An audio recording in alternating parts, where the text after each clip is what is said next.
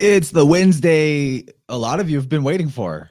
There's a ton of buzz around this whole iPet goat thing. I'm really excited to be getting into it again. So, how's everybody doing out there? Welcome to the Vibe Rant. Y'all, I love you. The comments are already blowing up. This is fun. What's up, Stacy, Jenny B? Who else we got in here? Logan, Stim, Alicia. Yes, you guys. Mojo Shop. Much love to you all. Thank you for being here. And ooh, extremely prestigious on the Rockfin side. We have former Vice President Joe Biden commenting. You know, I wonder if he'll make an appearance in a future iPet Goat iteration, you know? And George Mesa, what's up, dude? I can't wait to do your new show. People check out George's new show, Third Eye Edified, I think is the name of the show. He'll correct me in the comments there if I got that wrong, but looking forward to doing that. Tim Nizzle, what's up? Love you all. Thank you for being here. And we have the one and only Slick Dissident. What's up, Gabriel? Hail, hail, brother. Good to see everybody. I know that you're super stoked about this. You've got a lot loaded in the chamber. Oh, man, big time. Yeah. The research on this was fun. It took me to all kinds of places, and I had to like really hone it down and prioritize what's good. I was just typing a message to you, but then you stopped talking. So if we talk over each other a little bit, I could hear a bit of an echo back. So maybe turn down the laptop volume a little bit, you know, still so you can hear us. But this is live podcasting. What's up, Andrea? Andy, Cozy Crone, how you doing? I maybe need to unmute you. Okay, there you go. Okay. Yeah, not much is going on. It's going good though. So ready to have some fun and crack into this. Cracking this egg boy. Yeah. Gotta make an egg boy omelet. And I'm hoping we see Joshua pop in here. Yeah. Maybe something came up. I know that his job is one that makes him sometimes unavailable because he works with troubled individuals and occasionally crises come up. So let's hope it's not something like that. But yeah, if Joshua pops in, that'll be great. If not, the three of us can tackle this, or maybe somebody in the comments wants to just call in. Last time, as Gabe was saying, you know, tell us some of your favorite comments from rewatching the live stream from a couple weeks ago, Gabriel. My all-time favorite from a few weeks was Cheney. She said that her gangster name is Lesbian Jihad. That killed me. That was killing me. But yeah, if anybody missed it, I definitely recommend going back and listening to the first show, the first half of this, and pay attention to those comments, because the chat was just on fire. They were like throwing around so much gravy. It was absolutely glorious. Yeah, it was a good one. I was that guy today on my walk, like going on my walk with my phone in my face because I couldn't pull myself away from the comments. There was just so much good stuff in there. It was really great. So looking forward to this one. And I just want to say in advance, like, thanks for everybody in the comments, you know, throwing it down. I don't pay attention while I'm in the show, but I do go back afterwards, and I get my mind blown just as much as you guys probably do. So yeah, it's definitely a fun shared learning experience. I love the collaborative effort here. And speaking of collaborations, I have been collaborating with the enemy, artificial intelligence. This app I used to do graphics for the show just recently updated to have AI generated art. You just give it some words and it pops out art. And man, there's been some weird shit that comes out with that. And I made the cover art for this episode that way. I just put in George W. Bush and Baphomet. And they were close. They kind of, it's more of a Moloch vibe, but this is the creepiest shit ever to imagine the AI was this right on to the vibe of George W. Gave him like rotted looking teeth. Looks like he's got meth mouth.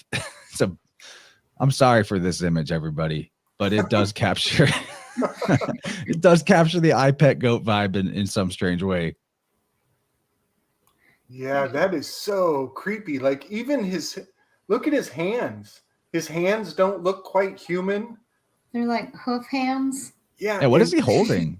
That thing is like a upside down kangaroo head with one broken horn. Whoa, that is so weird. It's He's so got weird. his ears are like a little too pointy, making him look kind of goated out. Wow. I like how the Baphomet, whatever they thought was Baphomet, on the one side, their hand is like, I'm so dainty. Dude, that's totally Moloch vibes. And I even think that this was a square image that I mirrored, but I think that this red thing in the middle between the two Molochs is probably placenta. The AI probably knew, Moloch eating babies. Oh, for sure. Yeah, very likely.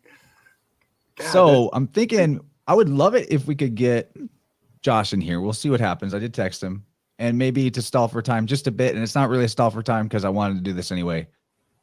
Let's watch iPet Goat 2. I'm sorry if you've already seen it. It's going to be worth it, though. Refresh all of our minds what we're talking about. And then we're going to go through from around the halfway point where we left off before. Before that, we'll also let people give their ideas, you and Gabriel, that maybe got left on the table from the first time or not realized the first time. So, here we go. We'll play it and should be able to talk over this. Actually, let me load it in a way where we can be on screen with it. 1 second. Technical maneuvers here. All right. I can turn it down some so we can kind of talk as we watch it. The sound is creepy, but it's not like dialogue or anything. No, it's just super creepy when you slow it down, though. Jenny showed me a version of it where they reversed the audio. Yeah, sent that to me too. I didn't get to watch it yet, though. I don't know what I thought about it.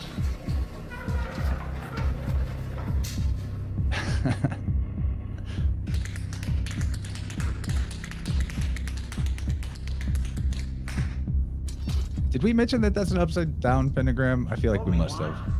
Yeah, I think so. I feel like we did. Yeah, we went from a five-pointed star to now there's the 6-pointed star on the wall. Usually that's your Masonic pillars.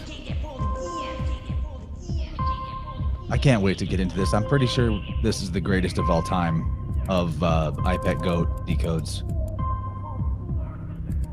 That's my favorite quote of his. Fool me once, not gonna fool me again.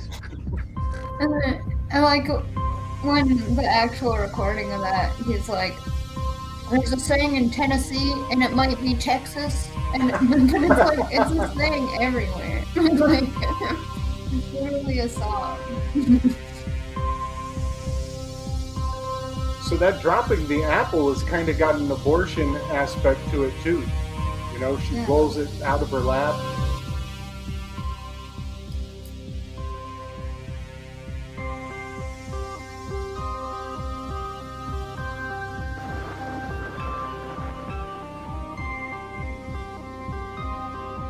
I wonder too if the dropping of the apple could represent rejecting knowledge. Oh, yeah. I still think it has something to do with Macintosh computers. I'm starting to really appreciate all the shark fins now that you mentioned that is a type of Russian submarine. Yeah, that kind of blows my mind from the last time. There's a lot of shark fin imagery. And then notice that looks like a clock, like it's at 3 o'clock. On the 6-point star again.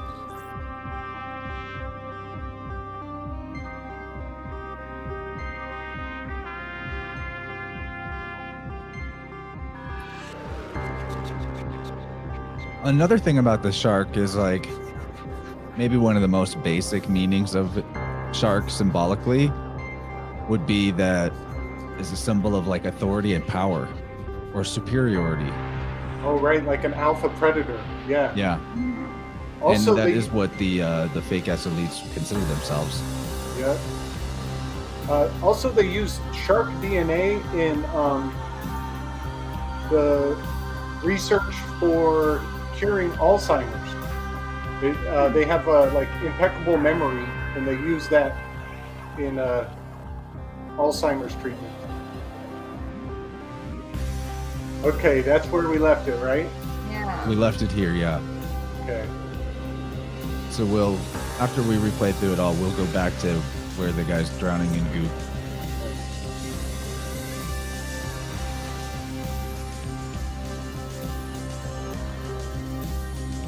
Says James that shark stuff is used in the goop, the cowpoke too. I'm sure. You know, when I was going back over this, I was like, "Where's the echidna? Where's the mother of monsters and all this?"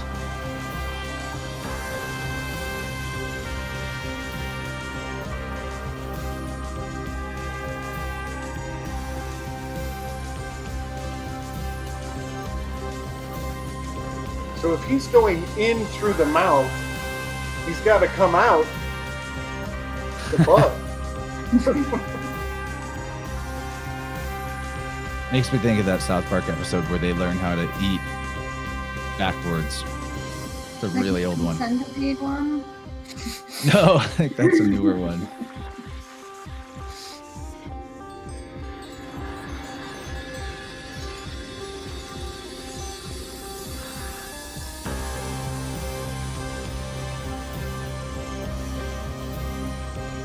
Analima.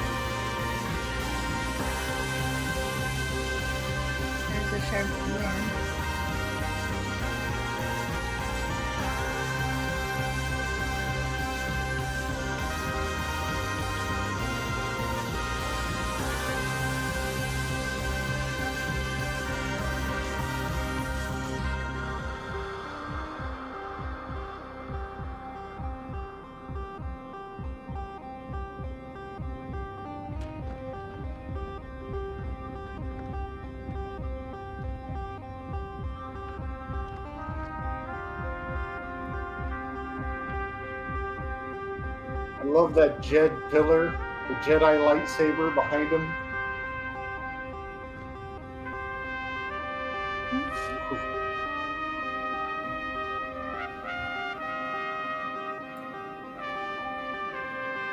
Getting ahead of myself, but look at the scorpion tail in the sky. Yeah,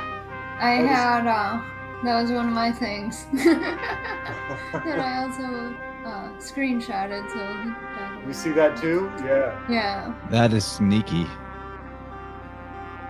There's a lot of sneaky stuff. I feel like I probably miss a lot from just like hidden in the snow and stuff like that. Yeah. Let's not forget to. There's more on that. Let's go back to that when we come back around, because I got a lot comes to mind instantly when I think about that. Absolutely.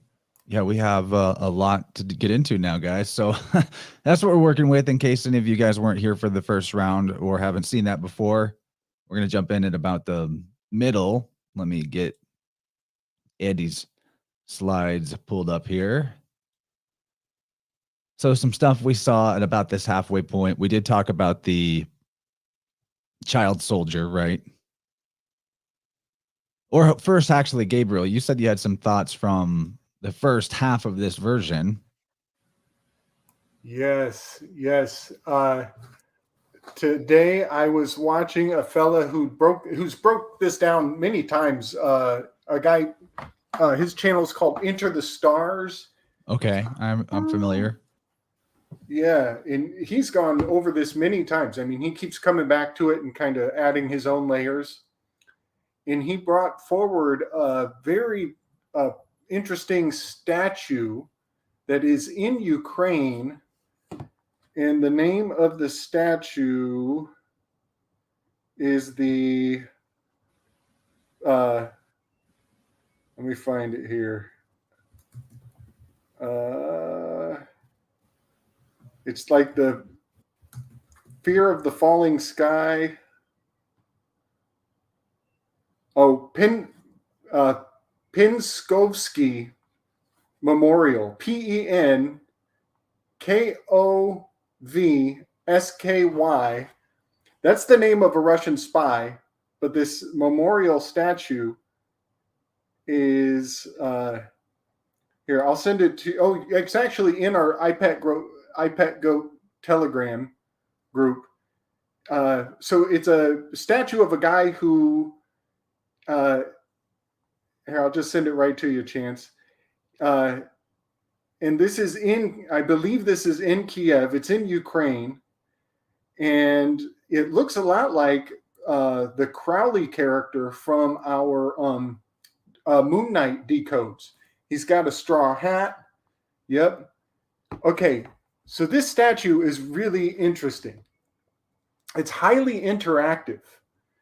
And so what they did is they told people that there's a mirror under his shoe, and that it's good luck to look at the mirror. And so people bend over and try to look under the mirror, and there's that coin is under his foot.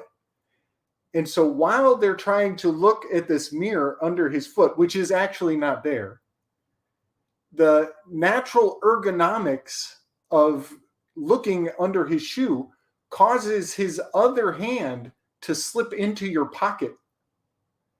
So while you're trying to solve the mystery of what's under his foot, there's a sleight of hand going on where his other hand goes into your back pocket when you bend over. And so it has this like real interactive a kind of joke built into the ergonomics of interfacing with the statue. But you can see under his toe there is a coin. And so a lot of people will try to bend over to look at the coin. Some people have been told the mystery of like looking for the mirror under his shoe. And so people always are caught bending over next to the statue, and his hand is like going in people's back pocket, or he's copping a feel. I was going to say there's a, yeah. Goosing them on the backside. So this is it's very interesting because I'm quite sure it's in the Ukraine is where this is located. But it definitely hails back to that part of the beginning that we went over where Obama has a coin under his foot as that apple rolls up and bounces off of his toe. So I think that they might have been, putting a nod and a wink to this statue. And when you think of Obama in the context of this, the trickster archetype, it's really very interesting. So yeah, I just thought I would throw that out because that fellow over on Into the Stars, he brought that forward before on one of his decodes. And yeah, the coin under the foot, didn't we decide that's like a Roman coin? Or no, I think it's like a British royal. It's like a crown, I think it was. It's called a crown. Yeah. So he's got what is interesting too is okay. So we're talking about the trickster vibes. I like to listen to Big Bear Owen Benjamin, and he makes a really, really strong case that the like part of the way that the powers that were, or whatever you want to call them, get, like morally, or I don't know if I even believe in karma, but in their own minds that they justify their behavior is that they consider what they're doing as like a joke or a prank because they're telling you, and that's part of a prank because there has to be a reveal. You know, it's a scam if you don't tell them that you were punking them at the end. And or at the beginning. And I mean, this is next to possibly even like a 007 thing, but and in this picture here. But the point I'm trying to make is that this coin being a crown, calling back to that statue, which is in itself a giant prank, and the legend around it is a prank. Well, the LR switch gives you clown, crown to clown. Right. And right. so maybe that's always been an archetype. Like maybe that's why we see the jesters associated in like historical art and things with the royals isn't because they kept jesters around, but it was like symbolically telling you they're the ones clowning you. I don't know. Yes. I just heard a phrase recently that the I believe it was that the jester always precedes the master. And I don't know where that comes from, but it made me instantly think of Yoda, and how when Luke met Yoda, Yoda was playing it coy and like being juvenile and silly, and it led Luke to the home base, to his gates, his threshold. And it wasn't until they were inside that Yoda revealed and showed his true nature, his higher self. And I think there's something really profound about that technique of almost like disarming somebody by being so silly and funny and being a jester at first, and waiting until they're disarmed, and then you come correct with your true self, and that earns some level of respect where they second guess themselves and they're like, oh, whoa, this guy's dialed in. And then you achieve the reward is that you get more respect when you kind of let down that facade, maybe. The context that Owen was talking about recently was this guy, Gavin McInnes, who started the whole Proud Boys thing, which got a bunch of people arrested at the super scary Capitol riot, the January 6th tower moment. And he basically, this dude, Gavin, lied and told all his followers that he had been arrested by the FBI. And there's a big push by like the fake alt-right that's propped up by the State of Israel and all that, characters like that are, it seems like it's a communist move that's always been going on from time immemorial. And we're about to talk about a communist because that's where this begins, to destabilize people's faith in their own nation's institutions. And then at the point that those institutions are abolished with nothing to replace them, more chaos ensues, which makes it even easier to infiltrate and undermine and do all that. So this guy, Gavin McInnes, obviously sketchy. He was one of the founders of Vice, and Vice has gone totally sketch. He told all his followers he'd been arrested by the FBI, and Owen apparently like texted him about it, like, whoa, is everything okay? And he says it was not real. He tells Owen straight up that it wasn't real, that it was a prank.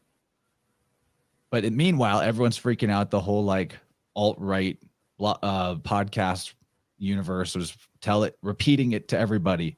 The FBI arrested Gavin McInnes. The FBI arrested him. And the guy's not even a comedian.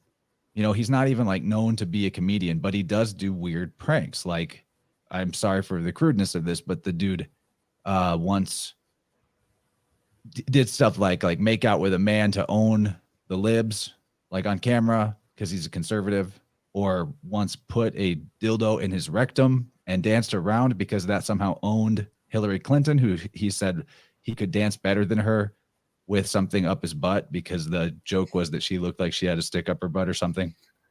Anyway, I know this is like horrific stuff, and they call this stuff like pranks, call it jokes, but it leads to real world outcomes. Real people freaked out that this guy supposedly got arrested by the FBI, but he came clean to Owen and said it was a prank, maybe thinking that Owen is also a grifter or something, because he does get that reputation from a lot of people that think he's like, there's a lot of defamation against him saying he's a grifter and all that, but he spilled the beans, and now everybody knows that that guy was never arrested. He went to vacation in France. So, man, there's a lot going on right now, like the Mar-a-Lago thing that just happened. On the Mar-a-Lago thing that just happened with Orange Man, Swamp Thing, he was raided by the FBI on 8/8/22, which, by the way, if you go back to all this campaigning, The number that you text or whatever to donate to his campaign was 88022. 8822. Damn. Yeah.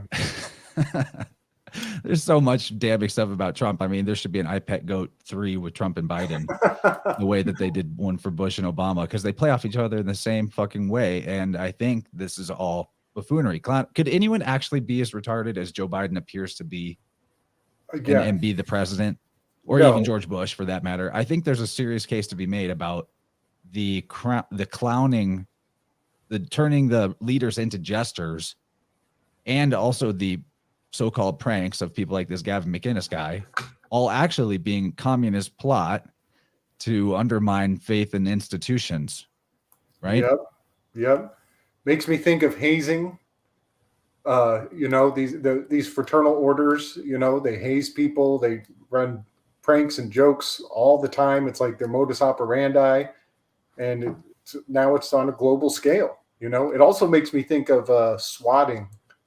I know that swatting started to trend in the past decade, and now it's like a strategic swatting gone wild. And about the 8822, I mean, obviously we've got that the 88 is a mercurial number. Mercury is the trickster, the joker, 88-day orbit of Mercury. But I had some kind of a little side weave that Mario and I did about the Lion's Gates. Yeah, good point.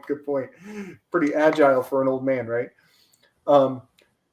We talked about the Lion's Gate being an alignment where the dippers are the plow in through the 4 different seasons. The dipper articulates the 4 different stations that generates the shape of the swastika. And it is actually during August that the dipper is hanging downward. So it's like pouring out its abundance the most. And that's why on the lust card, she's supposed to be like the whore of Babylon riding on the beast, and she's holding up a cup. She's lifting a cup up high.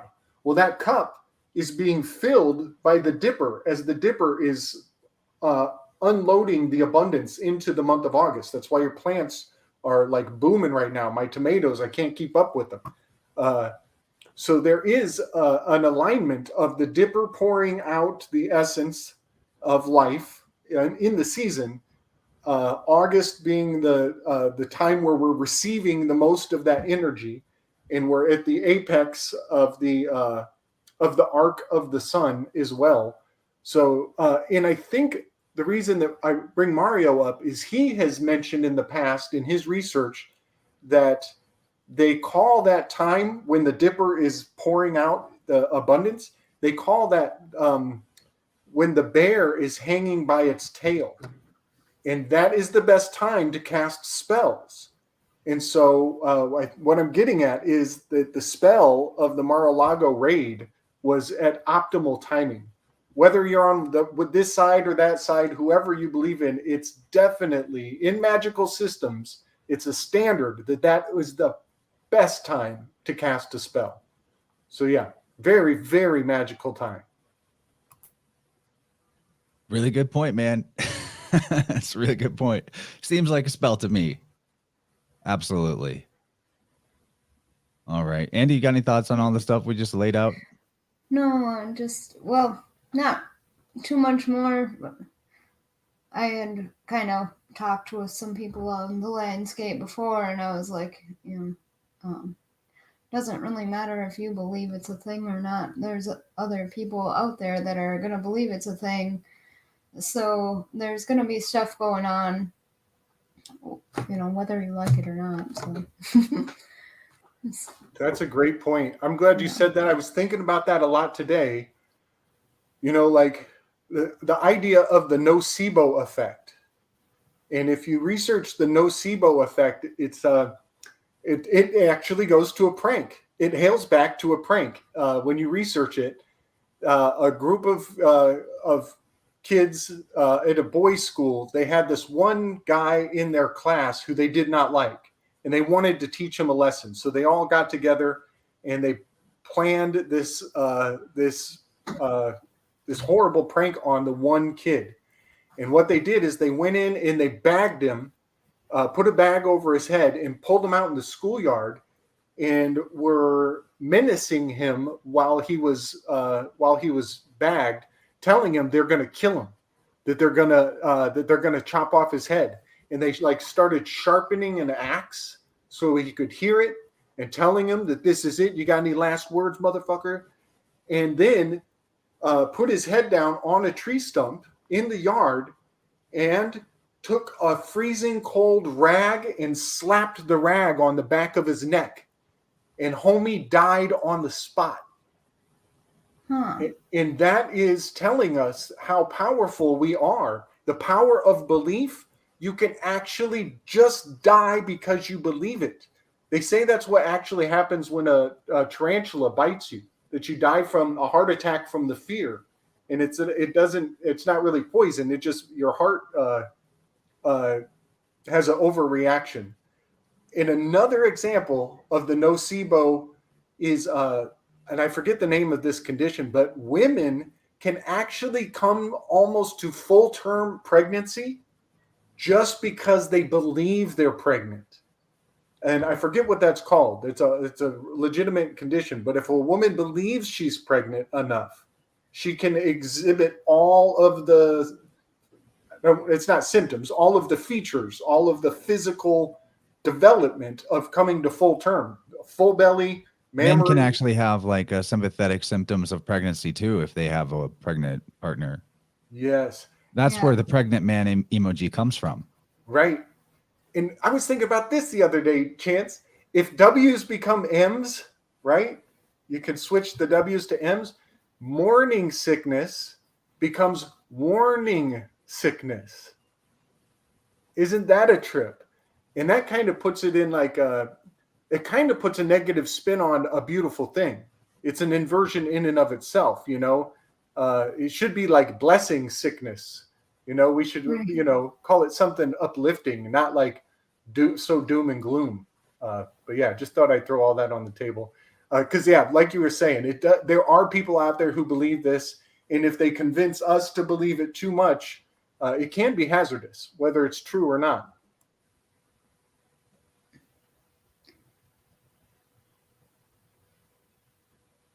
Yeah, so I got this flower, and I thought that it looked a lot like there's a flower on the wall at the beginning in the school.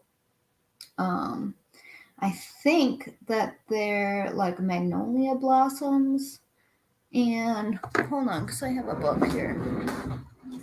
It's got the 5 petals, which hails to Venus, the kiss of Venus with the 5 petals. And the other one is yellow, and this one is purple. So I think that has, like, there's some kind of changing, or like maybe it's later in the season. I'm glad this is all in alphabetical order. Magnolia means perseverance. So that's kind of interesting. And then it's in that river of slime, which if we go a little bit further, the next slide, then we can talk about that some more. I think, so I did post in the Telegram chat, there's in Venezuela, and it's kind of like chimichurri sauce, but in Venezuela it's called something different, and it's made a little bit differently because it's a different area. But I think that's what they're trying to, like, it's double layered because you know, obviously Venezuela has had a lot of problems since this video came out, and they're a communist regime. So I think it's doubly pointing to that. Great call. And well, the saying that came to me when I was looking into it was lost in the sauce. So they're kind of like, you know, damn, part of this deception, like, but it kind of got like washed over. And it also looks like Nickelodeon slime, you know. And then so I looked into like what's the meaning of the word Nickelodeon, you know, because I swore that was like a person at some point. Like when I was younger, when I looked into it, I thought it seemed like it was named after a person, but it's named after like nickel and dime theaters. So they got nickel and dimed with like propaganda, Oh, and wow. then they got lost in the sauce. So Man, oh, that is so awesome. So his tattoo there says Juanita. He has love for Juanita. I think that's Juan Guaido. We might be looking at the Juan Guaido attempted takeover. I'm not familiar with that, but I was wondering about the tattoo. Go ahead and elaborate more. Yeah. So, well, Juan Guaido was a propped up. He's an actor.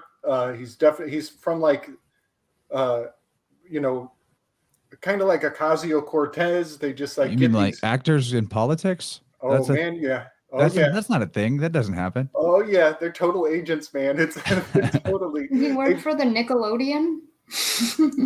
What, right? Well, the Nickelodeon booth is like where you go to get off, have a little privacy to get off. Like Nickelodeon is a really disgusting origin story. But yeah, you're totally right. So interesting too that the ancient Greek word Odeon, meaning theater, it like echoes the word odious. Oh, damn. Good point. Yes. That is totally what's going on here, guys. So it's Juan Guaido. He's also I think we're looking at the Jesuits, they are all about Juan the Baptist. And this guy's about to get baptized. He's about to get inducted. He's about to get dunked under the water. He's going through a unholy baptism.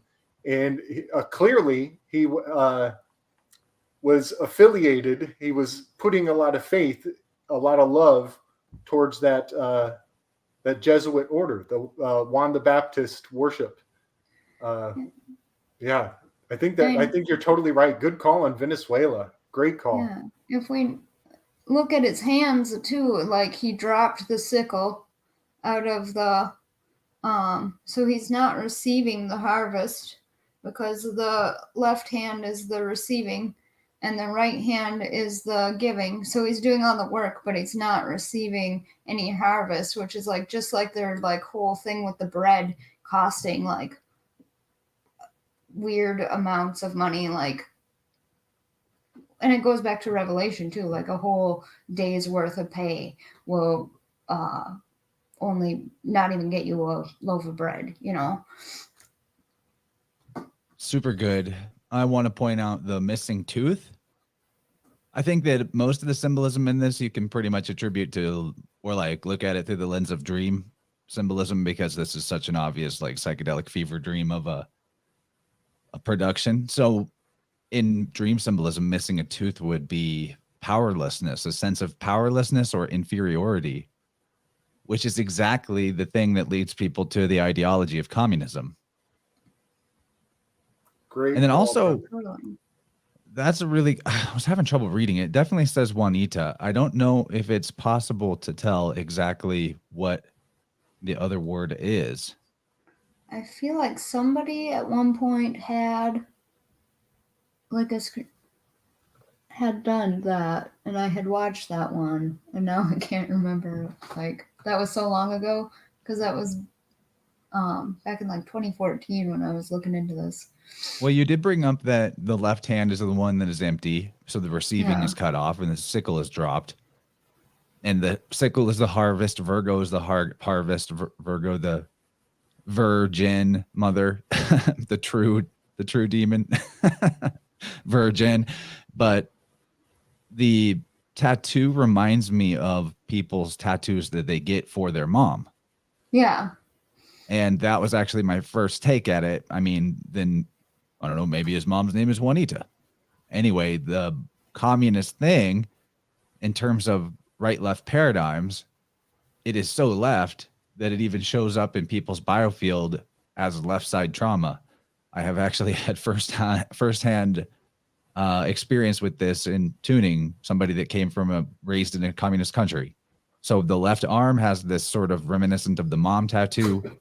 the ideological left in terms of governments are for people that want a nurturing government to take care of everything for them and do everything for them. They want government to be their big mommy, whereas the right side wants government to be their big daddy who protects them and leaves them alone. So I think that that's part of the symbolism here too, is like, I was asking, where's the echidna? Where's the mother of monsters? Maybe that's a symbol of the dark maw here with this little clip. Yeah, buddy. Good call, man. Yeah. We also have the Baphometic, above and below. One hand up, the masculine hand up, the feminine hand down. Because he's got the hammer on the right and the sickle on the left. Nice. And earlier we were talking about with the brain and everything, how they're showing the division of the sides of human beings energetically, them dividing it. So that's interesting too. Like usually lately they've been all about the feminine. So the fact that it's dropped is interesting. Yeah. So we could kind of we could see that we're going into the fall. Like we're on the downfall here. We're probably in September on the timeline. Oh, his teeth are like a city skyline. Wow, very cool. Very cool. That's a good weave. I think Teth, I think Teth, which means serpent, but sounds like tooth. I think it's on the lust card, which is Leo, the lion, which was kind of messed around with the Crowley deck. But yeah, I think we're going from August into September. Might be what some of these symbols are telling us. So tomorrow. Pretty much, yeah. It's very on point for apropos, for sure. It's kind of creepy too, because the scythe kind of looks like, like maybe where the moon is right now. Oh, wow. That's exactly where it is right now. You're so right. I think Teth goes to the Wheel of Fortune card. Okay. Which Wheel of Fortune card I put in, in October or in Libra, but I think it's even more perfect to say it's like the equinox. I think it's signifies the equinox. I could be getting that wrong, by the way. I want someone in the chat to verify for me. I mean, because it's mostly the Crowley deck or like Golden Dawn that would have the Hebrew letters on it. I don't have all that memorized, but I really like that view of Caracas skyline, his teeth, I tell you. That's Venezuela. Yeah, that's interesting. Oh, wow. Good That's decode. Nice. Very nice. So yeah, Caracas is oh man, that's going to come up later. Yeah, okay. Great addition. We'll probably put a pin in that and bring it back up in a minute.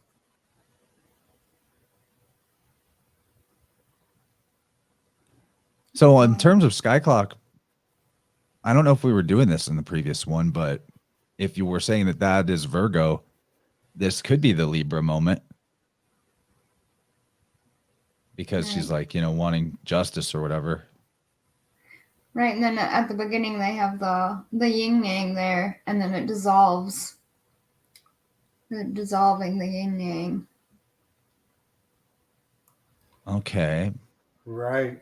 So again, trying to meld the two into one or erase the duality of.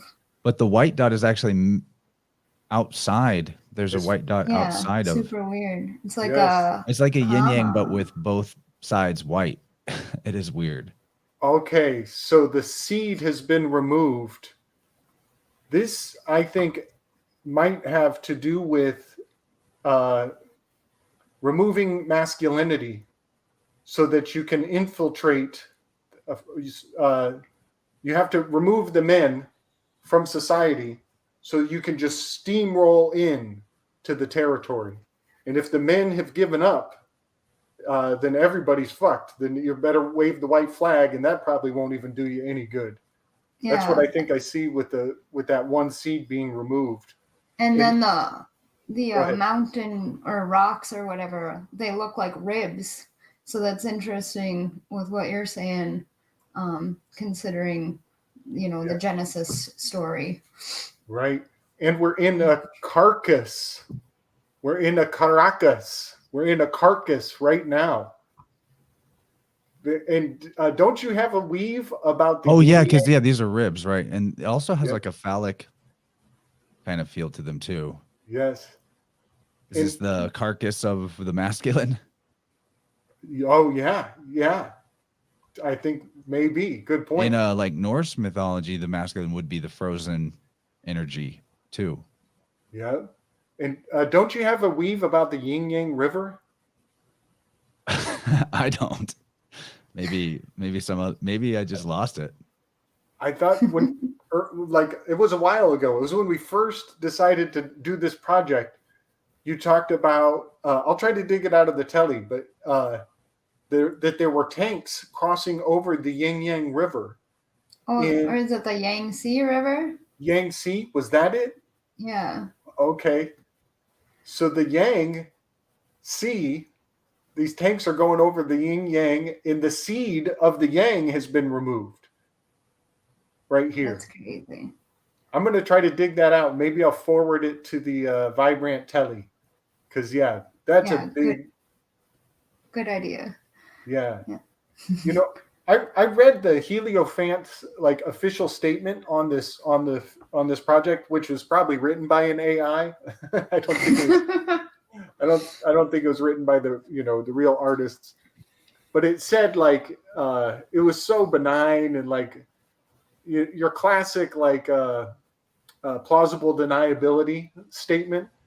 They're a lot of this is just I don't know where the art comes from, and it probably doesn't mean anything, and maybe we won't find out for days or weeks. Maybe the meaning of the art will fulfill itself over time. Yeah, that's weird. Yeah, it was so blasé. They didn't give you much to chew on, that's for sure.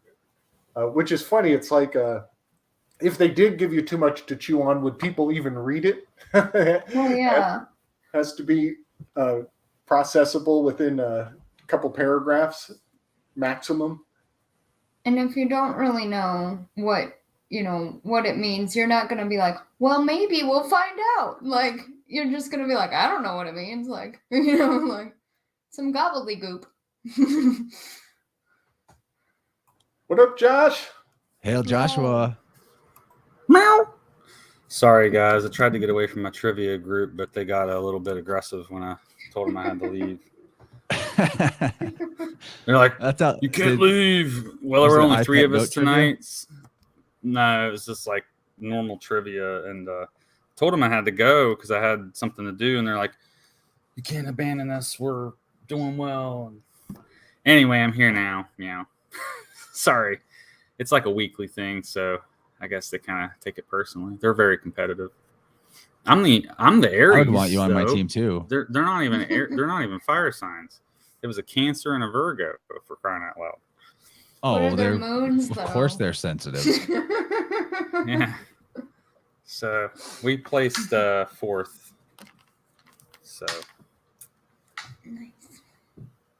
anyway, So I'd actually spent a few minutes previewing everything, so I feel like I'm kind of caught up, though, by the way. Nice, dude.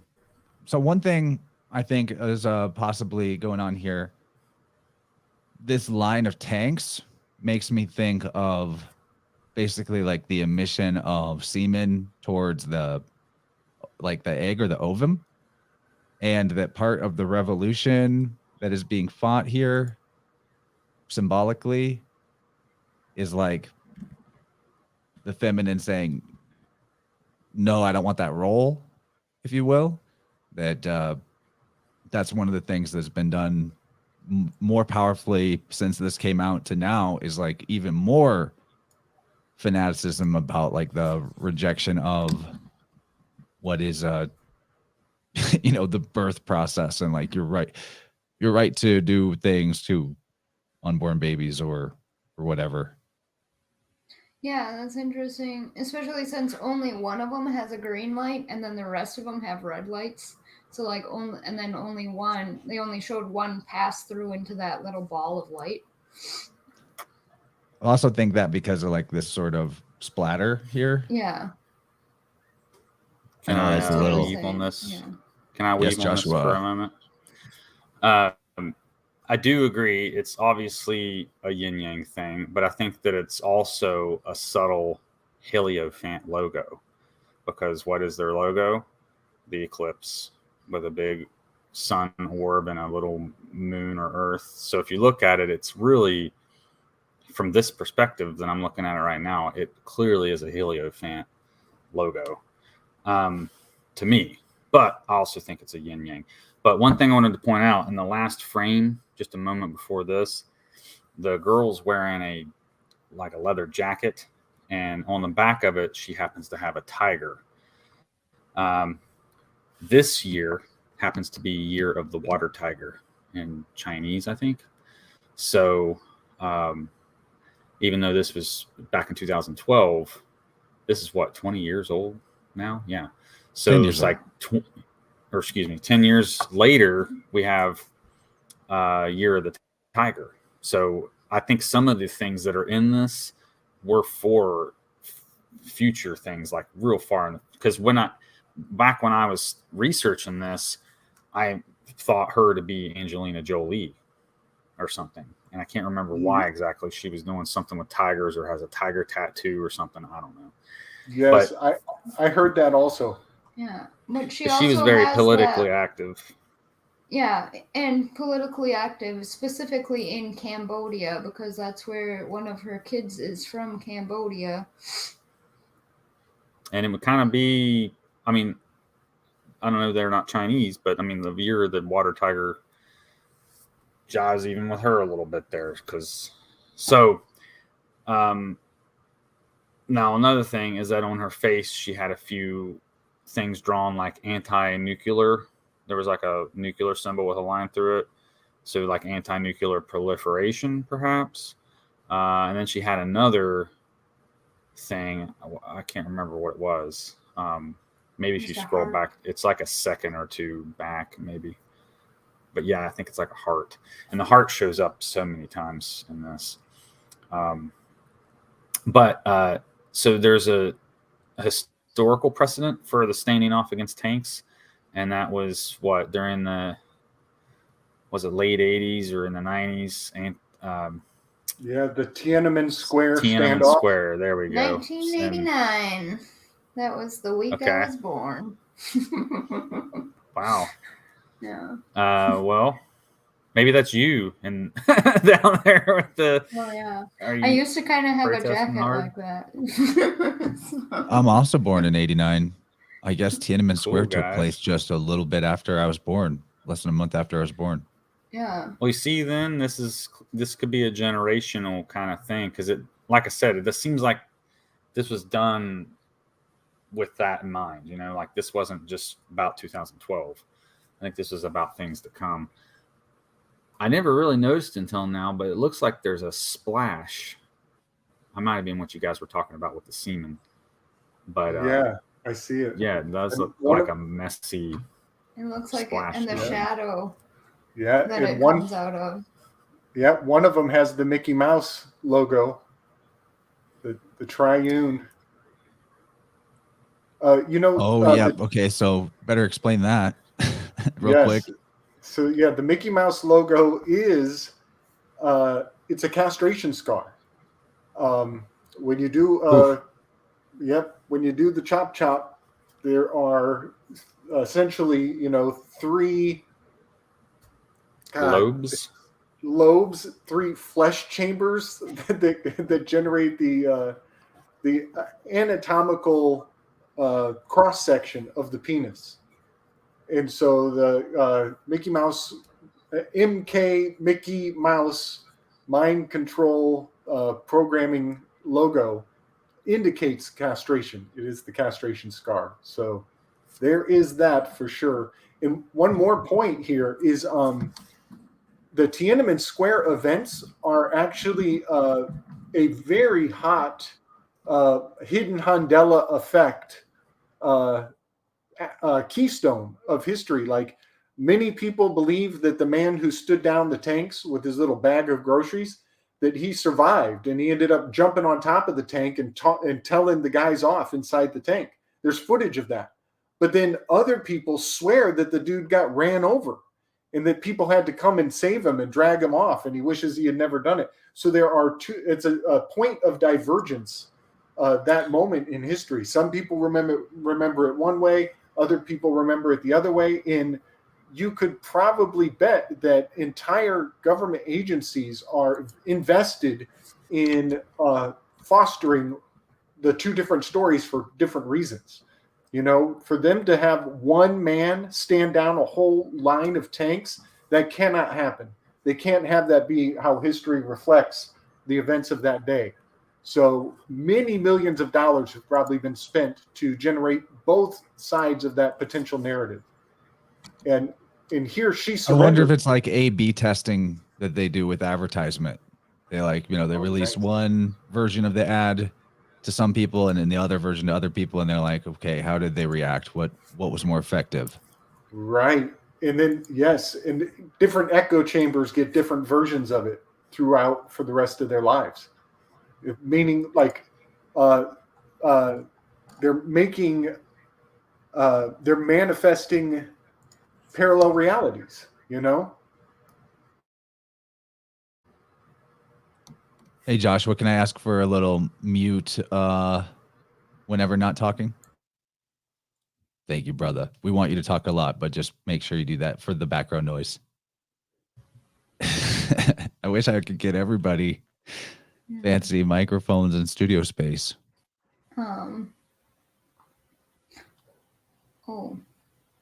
Yeah, so death taps her on the shoulder. I thought the tiger shark comment, by the way, was really interesting from Bill. Yeah, Hoff. both those two comments you last shared, those were really good. Because he says the tiger sharks are notorious for no discernment in what they eat. All kinds of junk found in their stomach. Virgo's about the stomach and using discernment. Yeah, and that relates us to goats as well. A water tiger shark, yeah. Water tiger shark, they're in ice, which is water. Can you rewind it just for a moment? Because watch his ring finger. I never noticed this till just now. I think it's because you're watching it in such high quality. I maybe never picked up on some of these things. But notice that his ring shines or something glimmers there. Like it looks like he has a diamond ring on his left hand. Yeah. Oh, yeah. Okay, well, right there, the diamond ring is symbolic of an eclipse, because when an eclipse occurs, a phenomenon known as the Bailey's bead flashes, and that's the Heliofant logo again. So there on his finger is the Heliofant logo taking place within the Heliofant symbol right there. Right, and then it's on his left hand again. So that's kind of like nodding, like that wink and nod thing that you were talking about before. Like, oh, we're gonna put this out there, saying what's going on, and then that's our wink and nod, and then we're gonna receive diamonds from that, like just like in the beginning, we're receive money from that kind of thing. It also makes me think of Cecil Rhodes, who took over Rhodesia, infiltrating Africa so that he can monopolize on all the diamond trade. And it turns out diamonds are not nearly as rare as we were led to believe originally, and that they stockpile the shit out of those things just to control the rarity and the market value of the diamonds. And Cecil Rhodes, he created, when he died, he created 7 wills. Some of them are hidden, and generated what's called Le Cercle, is the secret society that ate all the other secret societies slowly over time. So this is a really important aspect of, conspiratorial culture, is to know that the Masons were probably started out with well-intending in the very beginning, and that the Jesuits came along, with the Skull and Bones, and then they appropriated the Masonic agenda. So it all became Well, a lot of the Jesuit. offshoots like that, I think, come from the Masonic panic, if you will, kind of like the Satanic panic, but that there Right. was like anti-Mason parties Yeah. and stuff being formed because Yep. good intentions or not, they did have a huge start wielding a huge power differential in politics. I mean, they Yep. had from the beginning of the country, but people started to get it. Yes. Yep. They caught on. So then the Jesuits ate the Masons, and then Le Cercle ate the Jesuits. So there's just points in history where, you know, the commander of the ship has been hijacked, we'll say. Hey, so Le Circle, that's the circle. So that's the Yes. Ouroboros that's eating its tail. What you're talking about right there. Yes. I've never heard of that before. That's provocative. Thank you. Yeah, and it's distinctly French, Le Cercle.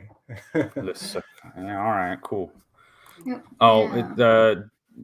here in this scene, by the way, we see fireworks, and he's got like this party favor in his mouth, so it almost mixed with the snow, Which too. is also very almost like serpentine. has like a New Year's kind of feel to it for some reason. Well, Yeah. I think it's because I'm starting to think that, first of all, I have some thoughts, but like, what do you guys think this character, who do you think this character is? You mean like a human in our contemporary time, or Well, no, or like who does this archetypal? character symbolize, or like what is he? Who is he? Do we have any thoughts on that? Death card. Yeah, clearly that would be what I would say. Death. Yeah. He's a joy for some and a terror for others. Yeah, right. Depends on your perspective, I guess. I think Because we're at the like halfway point of the video. If you look, the cursor here is right above the play. So he's like appearing at the halfway point. So we just had the Heliofant logo, Helios, the sun. I think there could be an argument to be made that this is representative of, or that, like, you know, this whole thing is the story of the sun, but there's a couple of, like, the sun has multiple characters that it plays throughout the year. Oh, I see. Well, right? he'd be like the Saturn then, maybe, because he's the bones. All right. I think this is the sun in winter, in particular, the winter sun. Yeah. There's other reasons to believe this. He's got the top hat. He's at the top. He's got a corona behind his head. Yeah, right? I was gonna talk about that a little bit. He's got a daisy in his hat. The daisy, the word comes from day's eye. The sun is the day's eye. It's called that because it's got these rays coming off of it from the yellow middle part. Oh, nice. That's so his head is the Heliofant logo, with the daisy is the little one. So the day's eye here is missing some of its petals, which is interesting. Right. Maybe showing us that it's like a segment of the year. She loves me, she loves me not. The party favor being a New Year celebration. And the way it's reckoned now, the New Year does begin in winter. That also about the day's eye, just something I've mentioned before, but that word, I was spelled in Old English the way that we spell the word 8 now, but just without the T. So to say something, to call it the day's eye is also like calling it the day's 8 in a sense. And I think the reason for that correlation between day's eye or the sun, which is day or deus, these are all words for the solar god as well. And the 8 is the analemma, the shape the sun makes in the sky. So there's interesting connection to the word 8 and I that is overlooked because we don't spell things the same way anymore. It's kind of funny that you say that, because when you say the day 8 and then but like when we first were pointing out the section is missing, I was like, oh, it kind of looks like a Pac-Man, like just kind of funny. But I was gonna bring up how also it looks like an aster as well behind him, which is sometimes a symbol of death. And then I just looked it up quick in my little flower book. The Chinese aster especially is meant for afterthought, which is interesting since it's behind his head. But then it says the wild daisy is I will think of it, which is on top of its head. So nice. I love flower coding. It hits really hard for me. It seems the language of the flowers. I agree.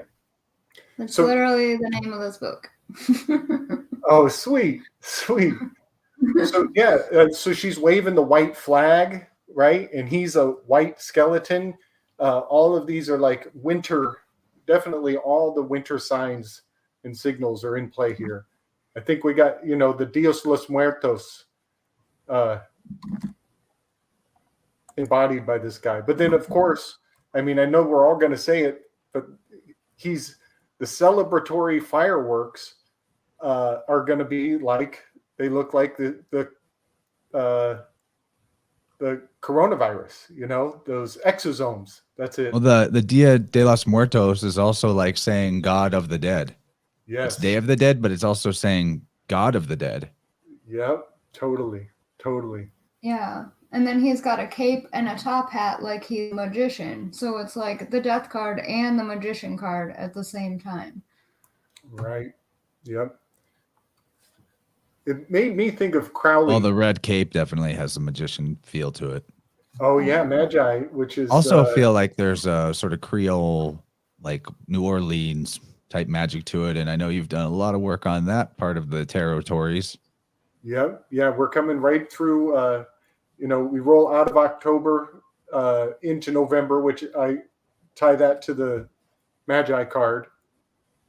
And then, yeah, here comes the exploding coronaviruses. The thing in his mouth is also red and white striped.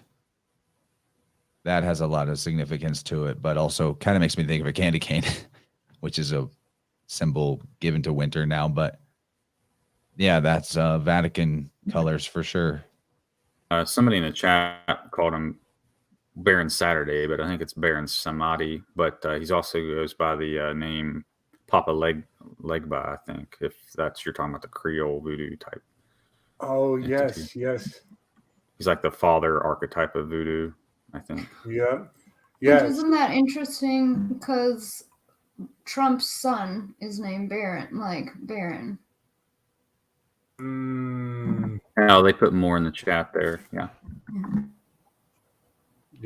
Yeah. So in my territories work, it's the devil card falls on New Orleans after we cross over the solstice. So yeah, we're coming up on it. It's got all the ingredients. We're rolling right into the thick of the winter. It is so interesting that the voodoo god of death has the same word in his name as Samadhi, the Vedic word, which is like powers. Powers of death. I really get this vibe here that he has a wedding ring on.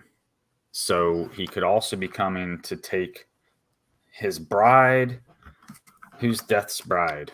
It could be the 144,000 kind of thing again, too. Like, so I don't know. It doesn't look like a good thing, obviously, but there is this celebratory thing, and like something like the rapture does occur at a high intensity moment too.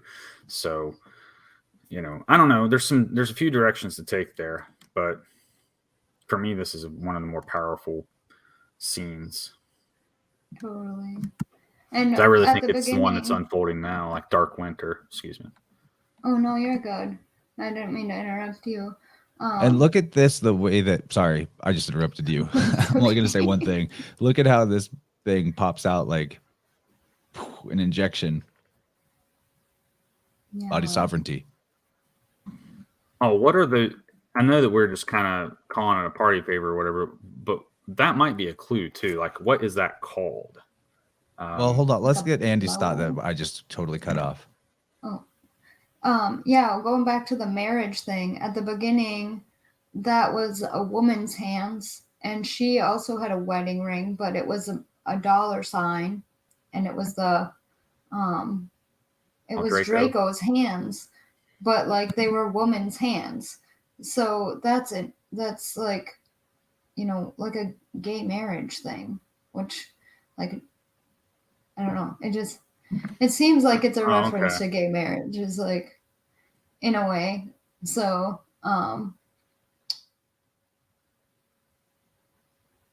like death and the devil, marriage, like, but not to say that gay people are the devil or anything, but right. I'm just saying, like, it's interesting that that's a man, and then this is also like looks like a man, but it could be a woman because we don't know, because it's a skeleton. So right.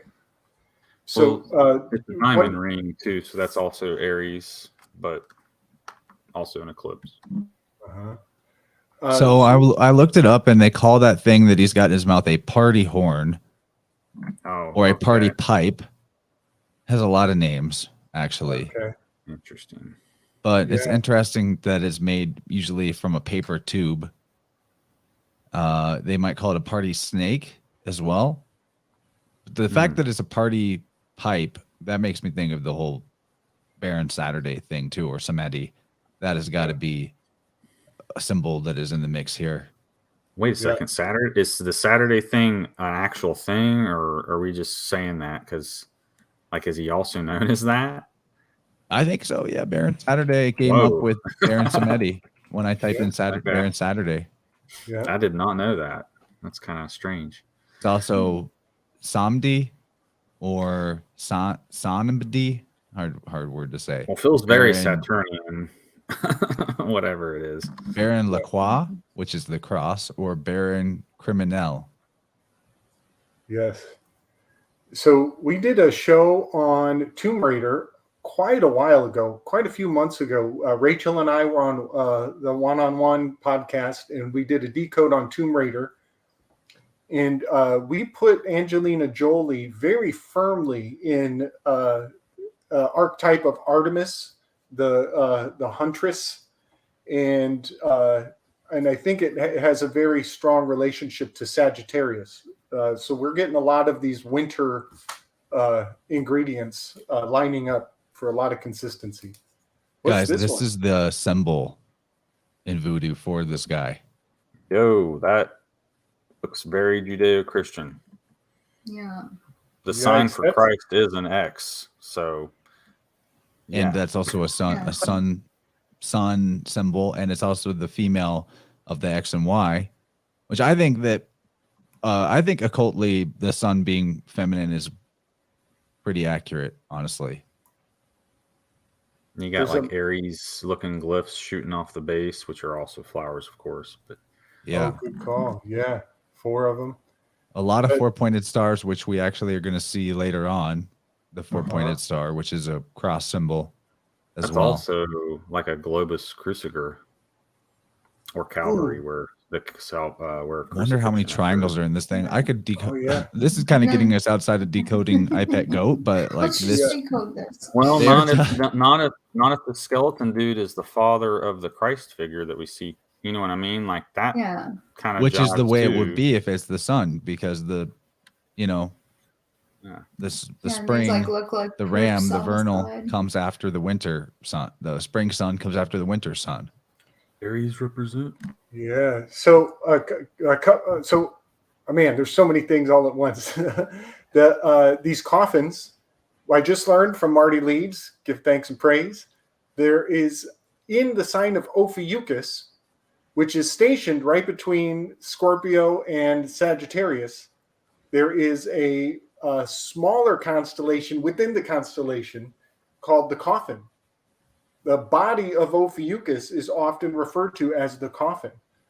So I think what we're getting here is, like, for those who practice voodoo, their New Year's, their beginning, their most important holiday is right there between October and November, with where Ophiuchus's heel is being pierced on the tail of the scorpion. So having these Aries, which is the spring equinox, having the Aries brought down and indicated with this crossing on. That's the day that JFK died. The heel of Ophiuchus initiates the 5 degrees of Ophiuchus on the day that JFK died. It's the day that the king fell. That's the king under the horseman of the death card. So yeah, it's a lot of interesting Ophiuchus symbology. It's like, you know, if Voodoo had a Christmas, it would be Halloween. May I comment? Because Ophiuchus is a term, is a title. Excuse me. It simply means serpent bearer, and so not only is the figure there in the coffin, but that's also Asclepius, which is the son of Apollo. He is actually the figure that's bearing the serpent. So Asclepius is Ophiuchusine. Is in the act of Ophiuchusine. You mean Asclepius? Yeah, there we go. And so that rod we see, the World Health Organization symbol, that is his rod, which is, so that symbol is symbolic of the serpent bearer. So you're saying that, which is also maybe more symbolic of actual medicine and not also the trickery side, which the Mercury caduceus represents. Okay, well, there you go. Now, one more thing about that is that there's 2 allusions to Christ. So in the desert, they gazed upon the brazen serpent to be saved because they were being plagued by the fiery serpents. And then later in John, Christ refers to himself being raised up on the cross, just like the serpent was raised up in the wilderness, referencing that very act. And what did we call this thing in the mouth? Party snake. So yeah, there's your snake. So his sigil and that snake kind of jive there too, because the coffin with a snake on it would be just like Asclepius, or however you pronounced his name. So yeah, that's pretty cool, man. Oh yeah, the Nescafe commercial, man. That was crazy. The Nescafe commercial was crazy. That was a gift from Mario Garza. Big love, Mario. That was the JFK thing. That was the first commercial that played after the assassination. Yeah, where they dangle a spoon. There's a clock first in the background hypnotizing you, and then they come in with a spoon and double hypnotize you. And then there's a huge crazy anagram in Nescafe instant coffee is like an anagram for 15 con Satan feces, and 15 is the devil card. And yeah, that was a crazy. That's on my channel. I did a breakdown of the Nescafe commercial. I kind of scared myself with that one. But yeah, Nescafe commercial. Everybody should just look that up for yourself and put it in your database. And every time for the rest of history, when you see a coffee cup getting stirred and somebody tapping the spoon on the glass, that is a hail back to that monumental moment, to that that trauma program when we all got mind controlled after JFK died. And look at the logo for Nescafe. The N looks like a rifle. The N makes a rifle with the bullet coming out of the end of the N that is the rifle at the Nescafe logo.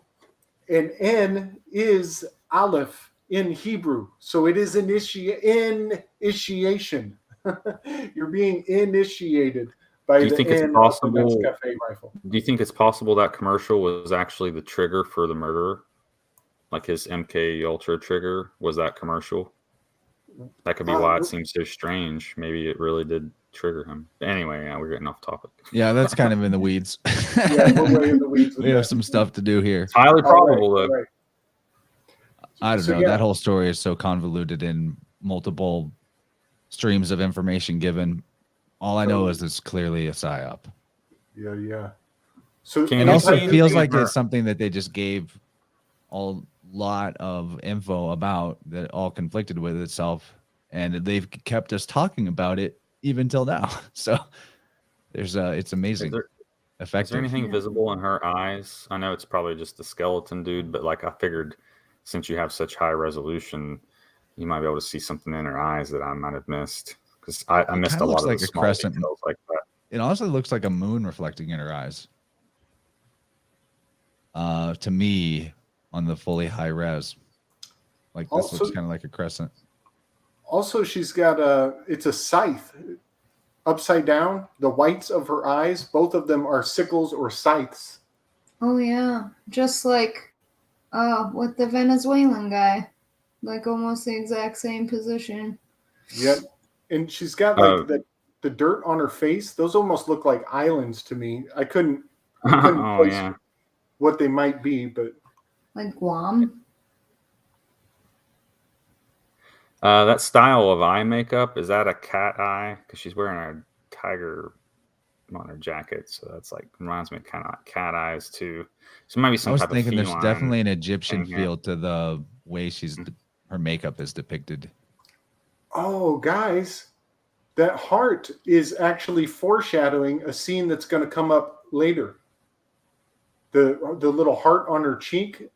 This makes her kind of like the maiden. Because here in just a second, the crone. We're about to see the crone. So she reverts back to maiden status because she becomes fertile again. Right. That's pretty cool. Yeah. So of the three fates, I think this makes her Clotho. Holy cow. This makes her Clotho is the youngest of the three fates. That's Clotho is the youngest, Lachesis is the middle aged, and then Atropos is the mother, oldest, the elder. The middle is the mother. Yeah, and one holding the dead child. Right. So she's Clotho because she's waving a cloth. The white flag that she's waving is Clotho, the weaver. She's waving. The weaver is waving. Totally. Could also be peace getting removed from the earth, possibly as well. Yeah, man. Yeah. So I think of this also as she is the spirit of the 60s, right? Then back in the 60s, they were out marching, waving flags, peace, love, and hippiness. Well, now they've militarized the rainbows, and now the rainbows are the Rambos that are going to go marching for the cause. We are finding the I in GI. If we're decoding the three fates, we're finding the echidna for sure. Because I heard you say that earlier. The Moirai, the fates, they are definitely a trinity, right? Like a Trimurti trinity, but this is pure goddess trinity, and it is kind of pure communism in a sense. The idea of the three fates being like, if your trinity is the three fates, and that's your faith in terms of a religious hierarchy, and that's what you worship or believe in, one of them is allotment. What do commies do? They allot to you. And this is three goddesses, right? Triple goddess instead of, an actual family. This is rulership. This is ruled by women.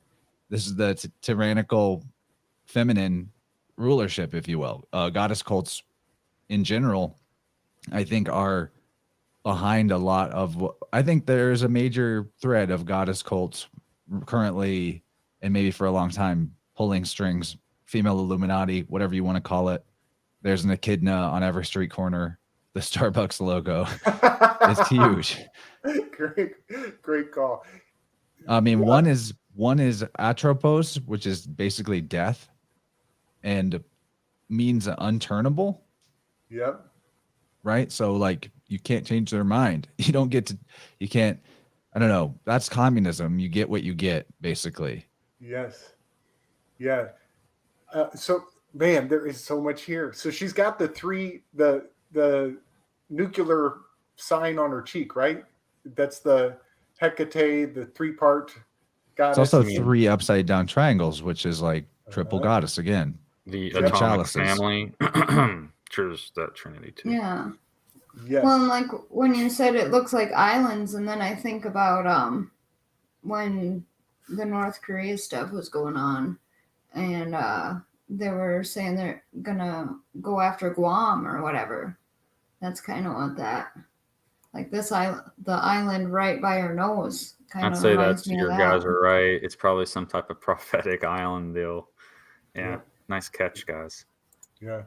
Well, yeah, and they even called the experiments for fake nuclear explosions the Trinity experiments.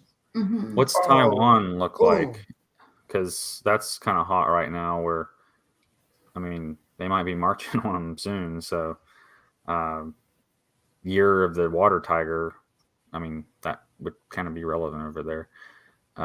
So maybe if looking at that in Taiwan, there's also the forehead, like you said. So You know what Taiwan's flag looks like? I'm not certain. I feel like it's appropriate to show. Let me get a big image of it. I'll just bring it down.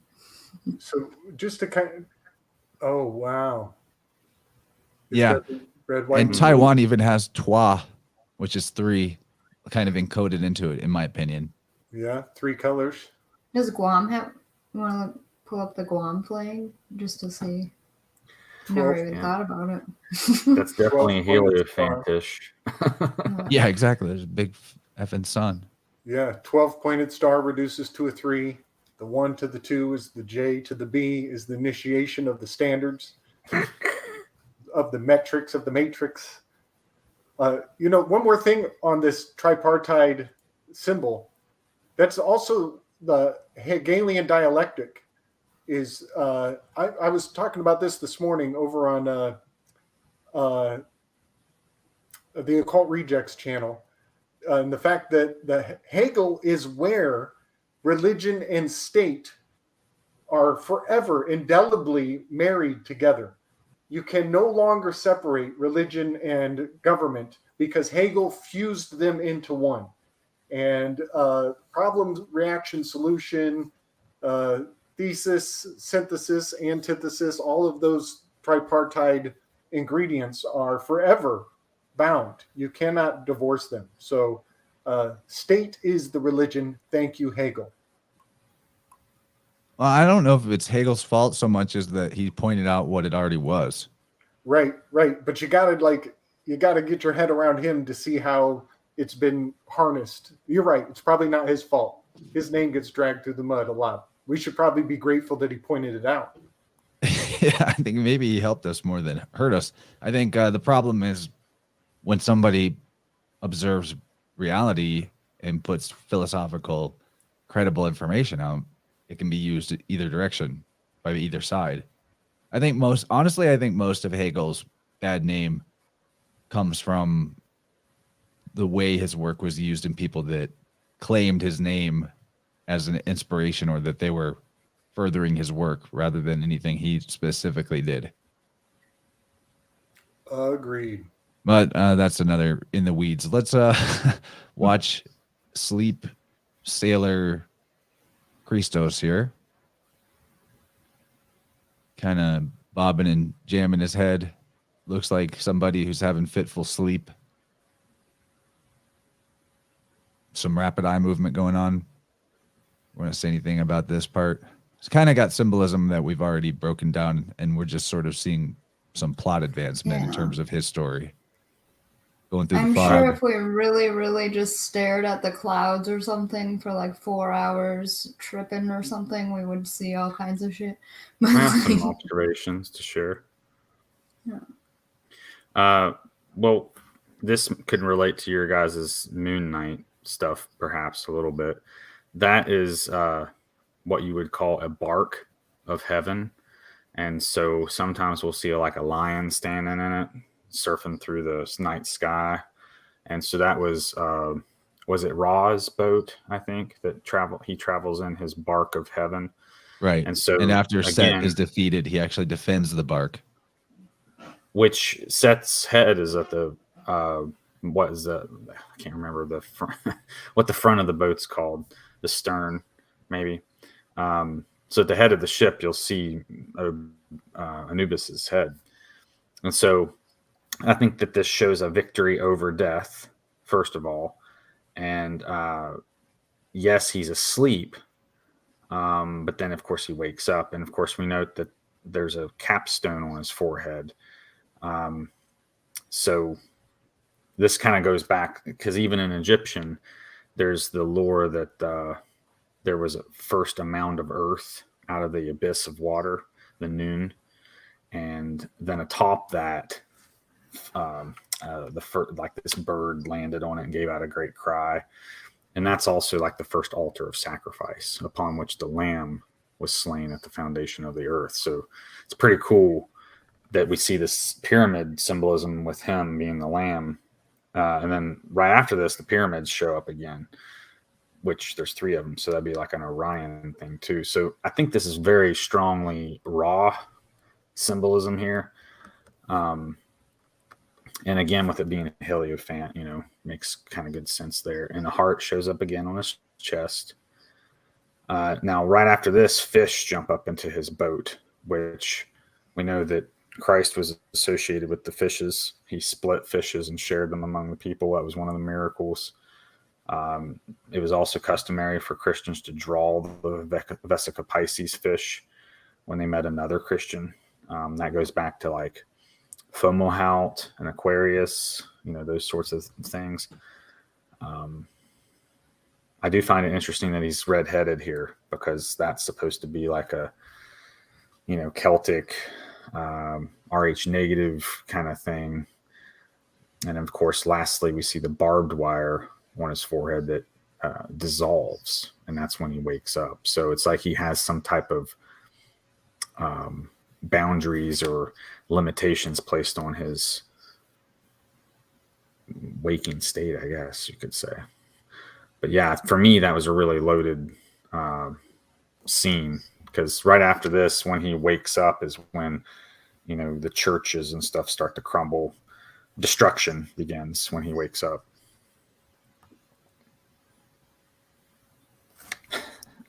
Yeah. I didn't mean to drop the mic, guys. No, that's absolutely beautiful.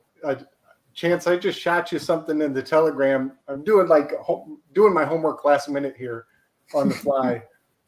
But pop quiz time. Yeah. Last week we brought this up already, but I just wanted to take it to a new level because it's so crazy.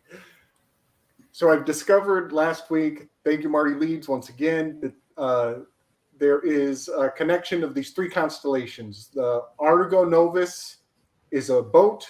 Next to it is Canis Major is the dog. And then below that is the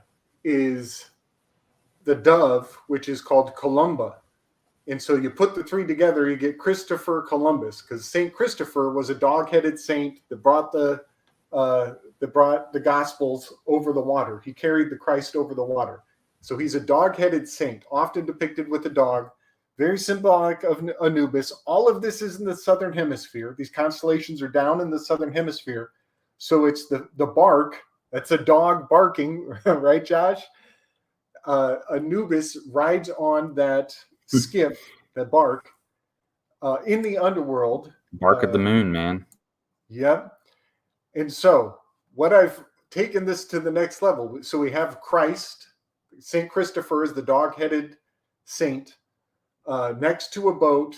In the bloodline of David, that's the dove, and the Columba, the column. And so here we have all of those ingredients going in the underworld. This Anubis-headed boat, that's Canis on the front of Argo, the constellation Argo, going down in the underworld. So what I want to point out here is that these are the ingredients of the Messiah. Back in the day, St. Christopher was, the Messiah. And then you have the Christ, that's the psychopomp who's going to carry you across the waters, the troubled waters, is a Messiah. Yeah, Charon, the ferryman. Right. And guess what? It turns out Adolf is another Messiah with the same ingredients. I did a breakdown with one-on-one in the guys about werewolves, and I discovered that Adolf's name is the Twilight encode for the head wolf, the wolf head, Ed-Ulf. Ulf in Norse means wolf. Alfdolf, the alpha dolphin. Yes, the head The wolf, alpha dog. the alpha dog. He was the head dog. And so Adolf's name was a psyop for the Germans of the Nazis of his own time. Whatever that whole thing was really about, I'm not getting into that. I'm just saying Adolf was wearing this mantle of this Saint Christopher who had the wolf's head. In the Bellamy salute that the Nazis were doing, that's called the Roman salute, is another name for the Sig Heil that they were doing. Oh, is that why they used the eagle? Roman like the founded by Romans did? Wolf brothers. Yeah, good point, Yes. Chance. Yeah. And they did borrow that eagle. So yeah, that's man. They were And really that- an that- album it- of things. The wolf being now associated here with the bark and the ferrymen crossing the river, the water. Hmm. There's a lot more we could dig into about this, and maybe I'll try to find old notes I have on it, but the wolf is flow backwards, which is what the river does. Yeah. River is the only word in septenary, or in any only word that I know of in septenary gematria that is 55555. Every letter in it is a 5, which is Horus is associated with 5 as well. Lupus is also philologically deeply connected to the idea of looping or Yes. running. So Yes. like Laup, I believe, is a word in German for like running, and Good rivers call. and waters flow, or you could say they're running. Yeah. In these And it's also connected to the word Volp, which is Yeah. fox, but a fox is kind of like, wolf adjacent. Yeah. And these constellations are deeply southern. They're far south. They're not just in the south. They are very close to the Sigma Octantis, the southern pole star. And so There's a to Southern Cross too. yeah, buddy. by the way. Yep. So to say that they go into the underworld for part of the year is literal. They're not lying. That's kind of the weird thing about finding out that these myths and these stories are embodied in the heavens. It almost, like we were saying about pulling a prank, in the end, you have to give a revelation. Well, the revelation of finding out that these stories are literally truthful and factual to the heavens means that they can use them as a framework to say, that was never a lie. And that's the revelation of the method, to be like, oh, fuck, there really is a dog-headed fucking dude who goes crossing through the abyss on an annual basis. So I just thought I'd throw all that together here because, turns out Adolf, St. Christopher, Christ, and Christopher Columbus are all one in the same in the heavens. We'll consider this then that Orion, the Canis Major and Minor, are his hunting dogs. So Christopher, the dog, you see what I mean? Like that's a really weird connection to be making, because Butez is usually accompanying Orion as well as a huntsman or fellow harvester or shepherd. Anyway, I see there's a comment here. Yeah. Excuse me. And then you can tie that back into Lepus, which was at the beginning with the Oh, yeah. rabbit on the wall, and that's at the feet there of Orion. So Oh, cool. Thanks. And the buck moon was the full moon we had in July. By the way, the Lepus moon, I guess, would be that one. Hey, speak of the Marty, and he appears. Oh, hey, Marty. What's up, man? What's up, Marty? Lupus, supple. Yeah, that's a great anagram. Perfect. That's exactly. Rivers bend and move easily and gracefully. Yes. Another thing for Orion, I'm pretty sure that constellation to the Egyptians was considered to be Osiris. That's And typically, yeah.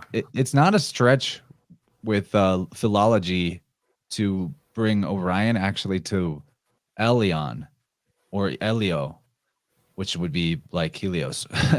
Basically, just a few swaps. Like vowels interchange between languages, even between people who speak the same language, depending on what region you're in. So, in my opinion, it's fair game when playing with words to switch vowels like all over any vowel to any vowel. There's pretty much a pathway to it. Just think of how someone in the South pronounces a word versus how someone in, or like across countries, of course, that'll be a thing. Like New Zealanders, we say omega, New Zealanders would say omega, right? But it's spelled the same. Anyway, so phonetically, doing a few swaps like the O to E or to A, and then of course R switches to L between all kinds of languages. N and M are practically the same sound, or just drop the N completely. Don't aspirate the last letter, which happens in things like French. Then Orion could be Elion or Elio. Anyway, we're talking about Heliofant. Well, I can agree with that, because if you read about Orion in Sumerian, he was just referred to as the Great Light or something of that nature. I would have to bring up the link to be more exact, but he was basically referred to as the Shining One or something of that nature. Right, the Mighty Hunter. Mm-hmm. So that sun association again would kind of be relevant, and we kind of get that alignment with the sun. I think the June 21st eclipse, you get like an annular eclipse on summer solstice. We get that in Orion occasionally, so that time of year is like associated with like Father's Day, so very strong father energy, I think, in Orion, as it were. And we see those three pyramids show up right after this too.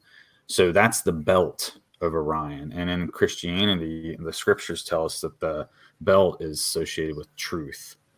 So there would be that possible connection as well.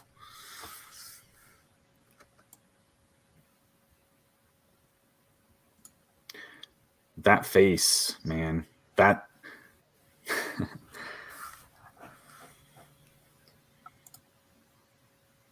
What do we want to say about Egg Boy getting loosed by the TV reptilian Jinn? Looks painful. Yeah. What does that say? Anguish. Under his eye, it's like Cow. So it looks like it says chant. CHANT. It's Order Ab Cow. Yeah. It's from the dollar. He's got it's a $5 bill over his face, basically. Oh yeah, we covered that last time. Yeah. And on the chin, it's an upside down pyramid. And he's got one eye as well. So in Zechariah 11:17, we read the symbol of an idol shepherd is one left eye and a blackened right eye and loss. So God will take your right arm with the sword and darken your right eye if you're anointed and you're idol. So that's what makes these people in celebrity and political culture idol shepherds, is that they become anointed, but then they become idol shepherds because they either accept worship themselves or they lead astray, and that's their job. I mean, look, and he's got the reptilian eye too. So this is kind of an extension of Draco, in my opinion, like his authority. If you notice, he's only able to influence him like indirectly, not directly. So it's kind of got like that spiritual feel to it. And I've actually dreamed of that face before, and it was named Death. So I think it's a real thing. I'm not even joking.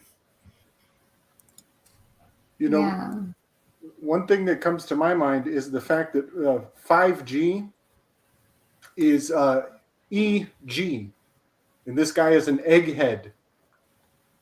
So the 5G encode is pretty strong with this scene for sure. The reading of your mind.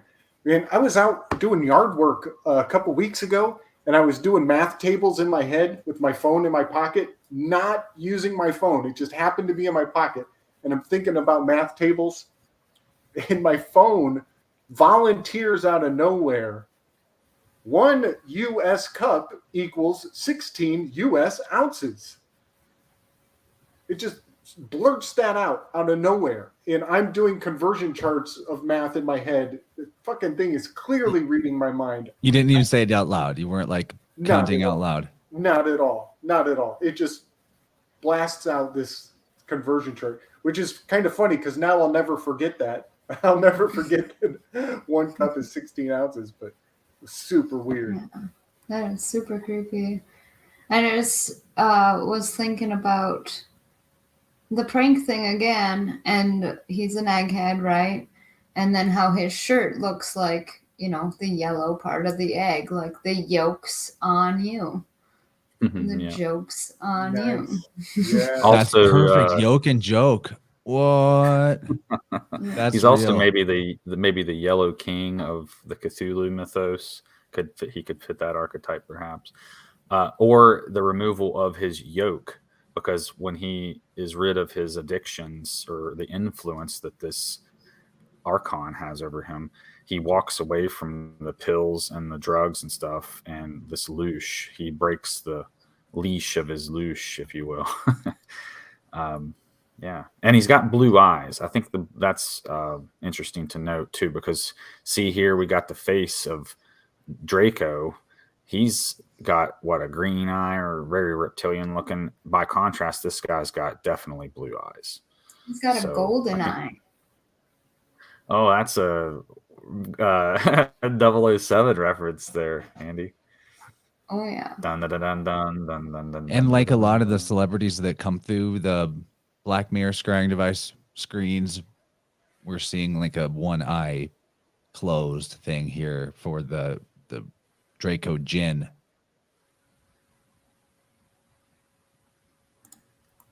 Exactly. That's what I'm saying. He's a spirit. And we pointed out last time he's like the $5 bill. It's got the a cup is 8. Oh, well, maybe it said 8 ounces and my memory is wrong. You said you'd never forget. Now you'll never forget.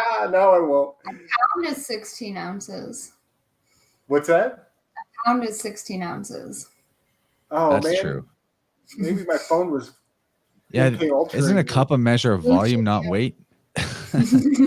Oh man, Good now point. I'm all confused. I wanted to mention one more thing. I think there's dry and liquid measures for some things, by the way, but I could be mistaken. One more thing about this face. So yes, it's a $5 bill, and which president is that, guys? Abe Lincoln. Abe Lincoln. So Just kidding. here's a really weird weave. There is a one-winged angel, fallen angel, known as Abe Zephybod, and he is the one that is the son of Beelzebub that is supposed to be released in the end days. And he shows up in the Testament of Solomon. He shows up, and Solomon has a conversation with Beelzebub about his son, but he doesn't want to disclose information about him. And he's like, well, he's very special. He has a destiny. In other words, you can't alter his destiny. You're not allowed. Like there's something for him. Like, so it was a really weird story. And I think it could be this spirit, but this spirit is the one that accompanied Pharaoh's armies as the Hebrews and the mixed multitude were fleeing Egypt. Abe Zephybod was the one who hardened Pharaoh's heart and got the soldiers to and see, what's another word for a $5 bill? A fever. So he basically got the fever to fight, right? And so they couldn't help themselves, and they were overcome and chased after him. And then everybody but Pharaoh was lost in the Red Sea when the sea collapsed over top of the army. And so only Pharaoh alone went back. But Abe Zephybod was also trapped under the Red Sea. So not only do we have the 4 horsemen under the Euphrates, but we have Abe Zephybod under the Red Sea. So there's something weird about how water can trap demons, particularly salt water, I guess. Man, but so I wanted to weave on that real quick because he's got one wing very specifically. Yeah. So I always interpret that as one eye, also, or one door out of 2 or something like that. That's specifically Zechariah 11:17 right there. Nice. Sorry for the long weave, but Abraham was what? Because I see Abe symbolism a lot. Abe, yes. Abraham. I mean, it comes up so much, and I really think it's that spirit. And who's the president of our treasury right now? A. Blinken. The guy's name is A. Blinken. Hey, Blinken. And he's got the it's on his chin. He's the gin of Abe Zephybod. Well, he got shot just like JFK, so you probably look for similarities in some of these things. It's hard to say. Right. There's tons of similarities between the JFK Abe Lincoln, way more than is. And then they're like related too. I remember studying that. Yeah, it was kind of eerie actually. It got to the point it made me a little uncomfortable. In school, actually. Yeah, man. And so Abe Lincoln was a tall king head. And this thing on the monitor is a talking head. Well, that's what a Baphomet is a disembodied talking head, right. Which is brought up in Revelation. The Antichrist gives life into an image and makes it speak and stuff. So that's very much like Mimir's head, when Odin makes Mimir's head talk and stuff like that. Oh my gosh. And this is also a monitor, which is a reptile. So Draco is literally a monitor in this sense. Right.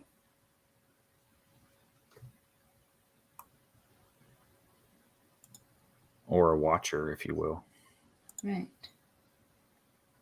The watchman. See, the gold tooth is the same tooth that was missing from the communist guy who was drowning.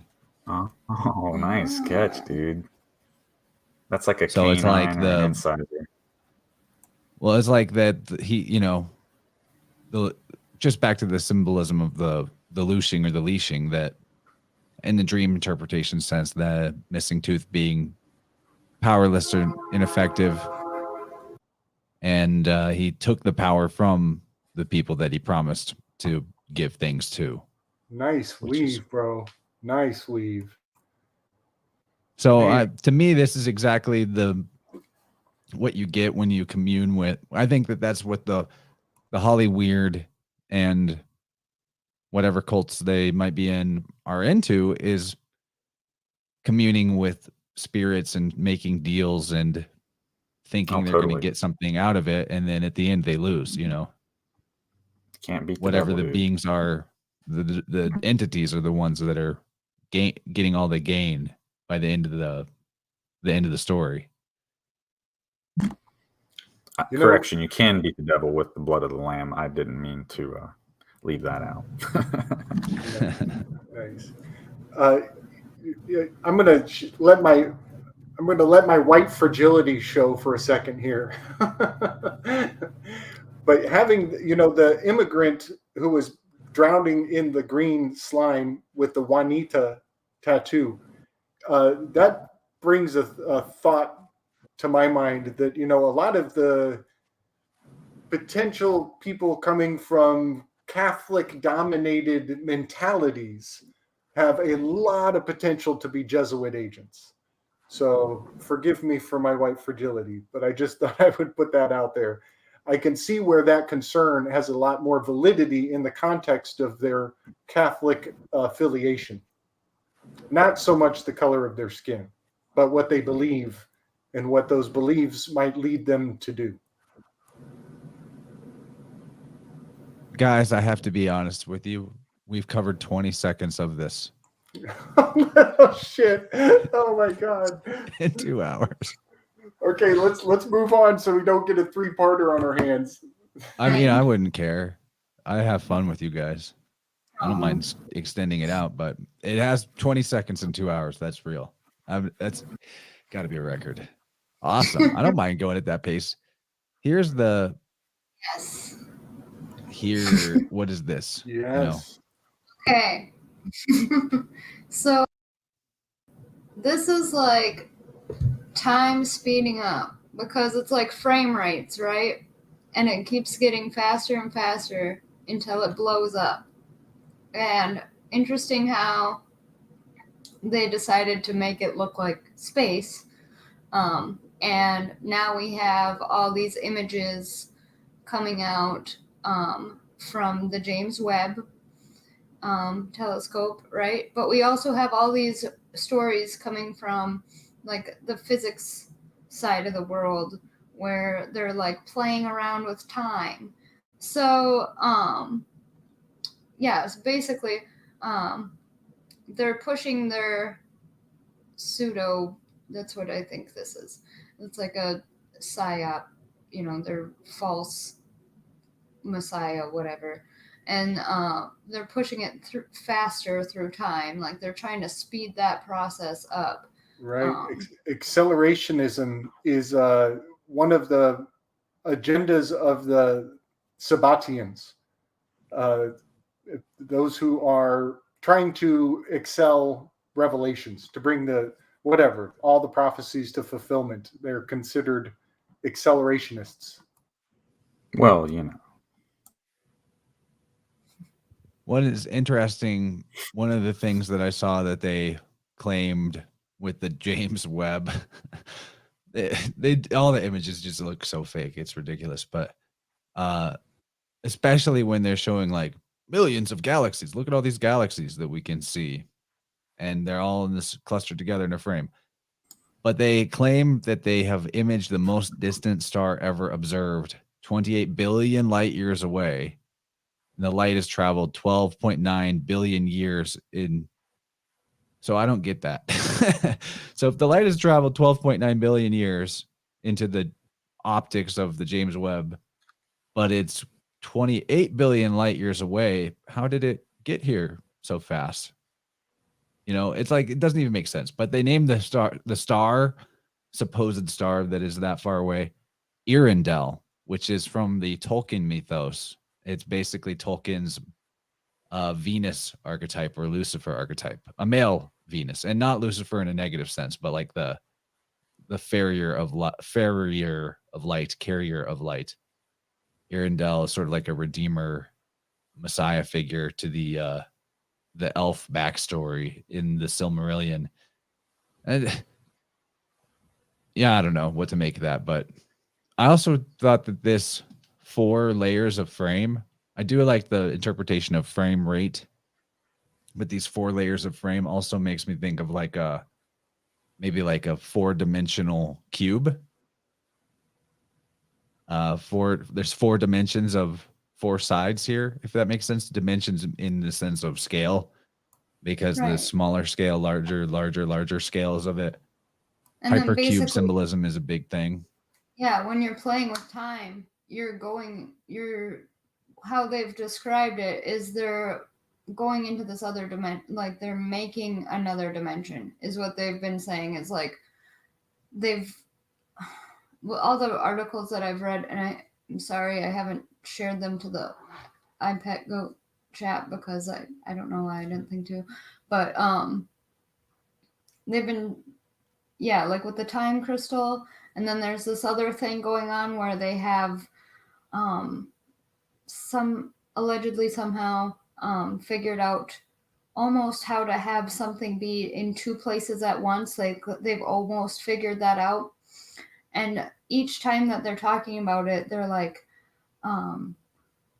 say something about like extra dimension or like playing with other dimensions. So I like that you said that just for that reason. Like we basically are playing with other dimensions right now. And with the Draco character and everything, it's like multi-dimensional beings. Everything's at play there. You know, one thing I see is these rectangles might be expressing the golden ratio. And they're also the fact that they have this, they might have this tunnel perspective. It makes me think of ducts, and we are being inducted. And the Christ figure, he comes forward and he ducks his head to the side, and we get baptized in fire. Amen. Yeah. So this is definitely a lot of induction. And or is it abduction? Yeah. A lot of it's coming towards us, like it's gonna go into us. So maybe it's induction. Yep.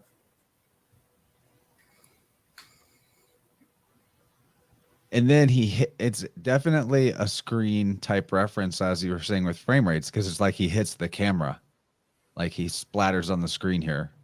Right. In your face. And he's got the Baphomet above and below thing going on, which that ain't cool. What's up? Does make me think of like maybe did he just hit the firmament? Like, what is this? Oh, Like yeah. like a bug on a windshield.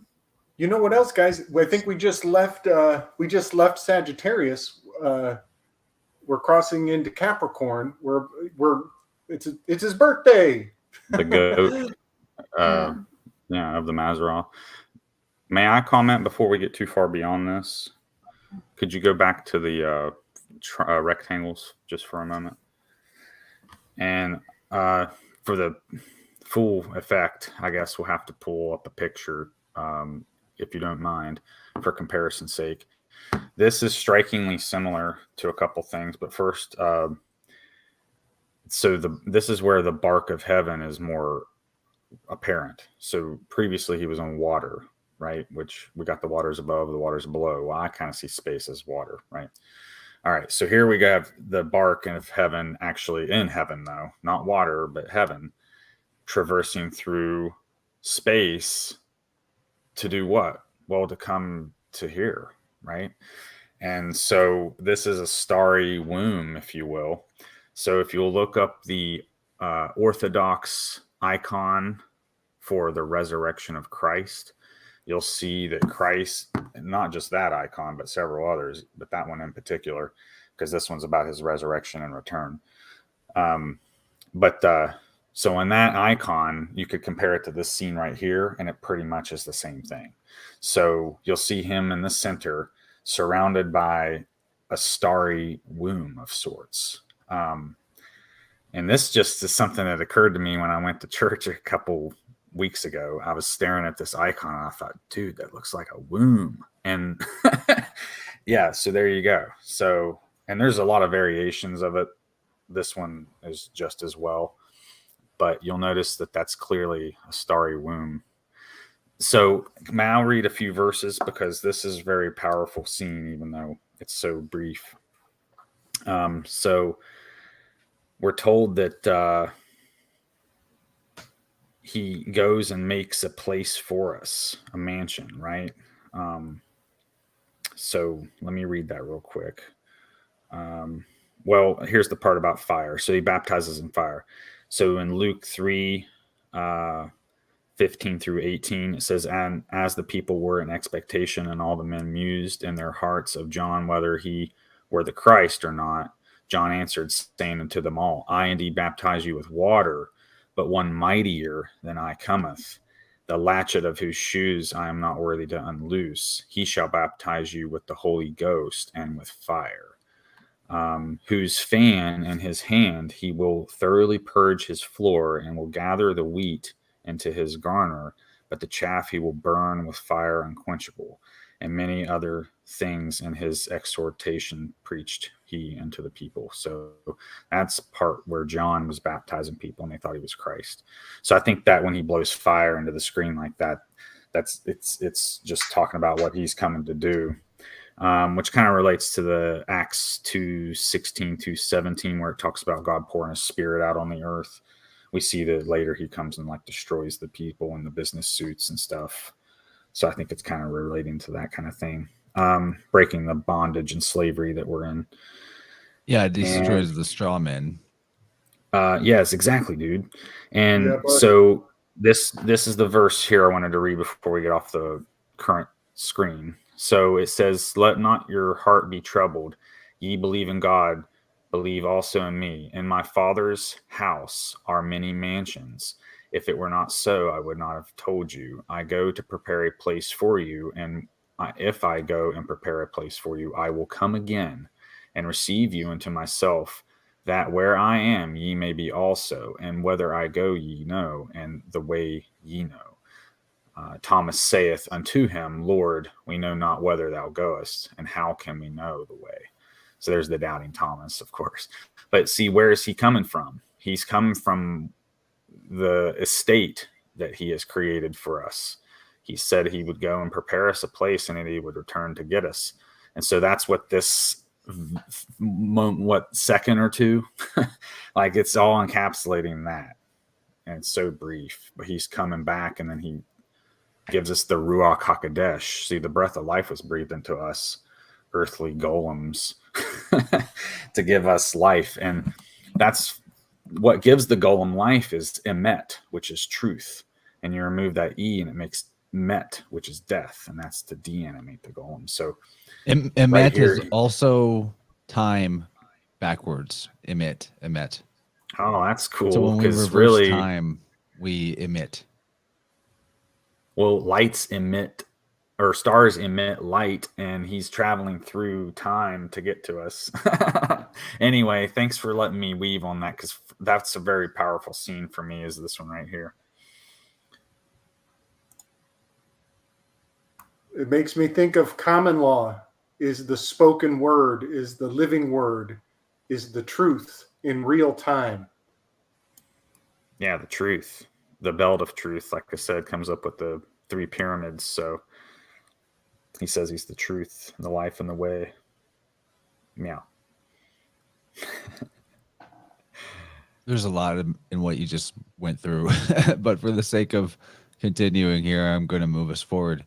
I will say though that the fan symbolism is inherited from Bacchus, from Dionysian cults, and the fan being also a Venusian Venus symbol. I'll leave that there though. Oh, you mean like the fan to fan the flames, that symbolism? Yeah, that's a Bacchus Yeah. thing. And then when you say like a Venus cult, that's what those hearts are. And just all throughout.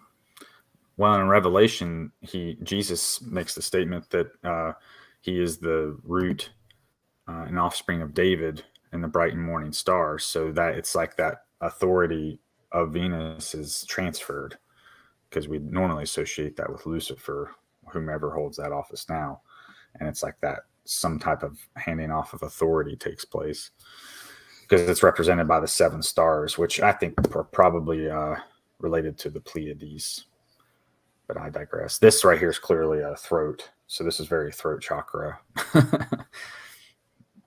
And a bark coming out of a throat. Doggone.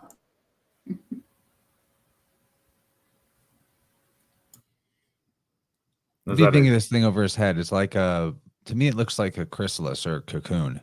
It's called a uvula in the throat, I think. The body part. Okay. Yeah, that does look like it. Yeah, that's what I meant. Like it's literally a throat.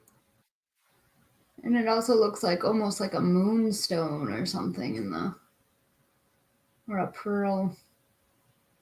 Oh, or like an Orphic egg with a snake wrapping around it. That's very much an Orphic egg, I think.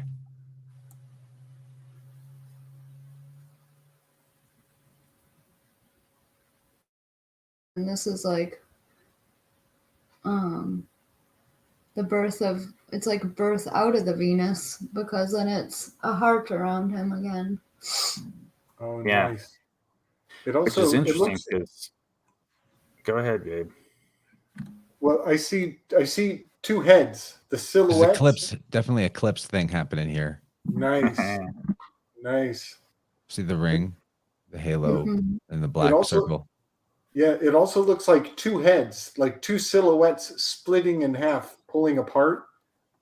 Because they have ears. Yeah. Which makes me think of the fact that we think of the alphabet as one part of our brain, and numbers are the other part of our brain. And a lot of people are of 2 minds naturally. We're taught to be of 2 minds. Whereas some cultures in the past, gematria and isopsophy were all intrinsic to the same path and the same course of learning. But what did you think, Andrea?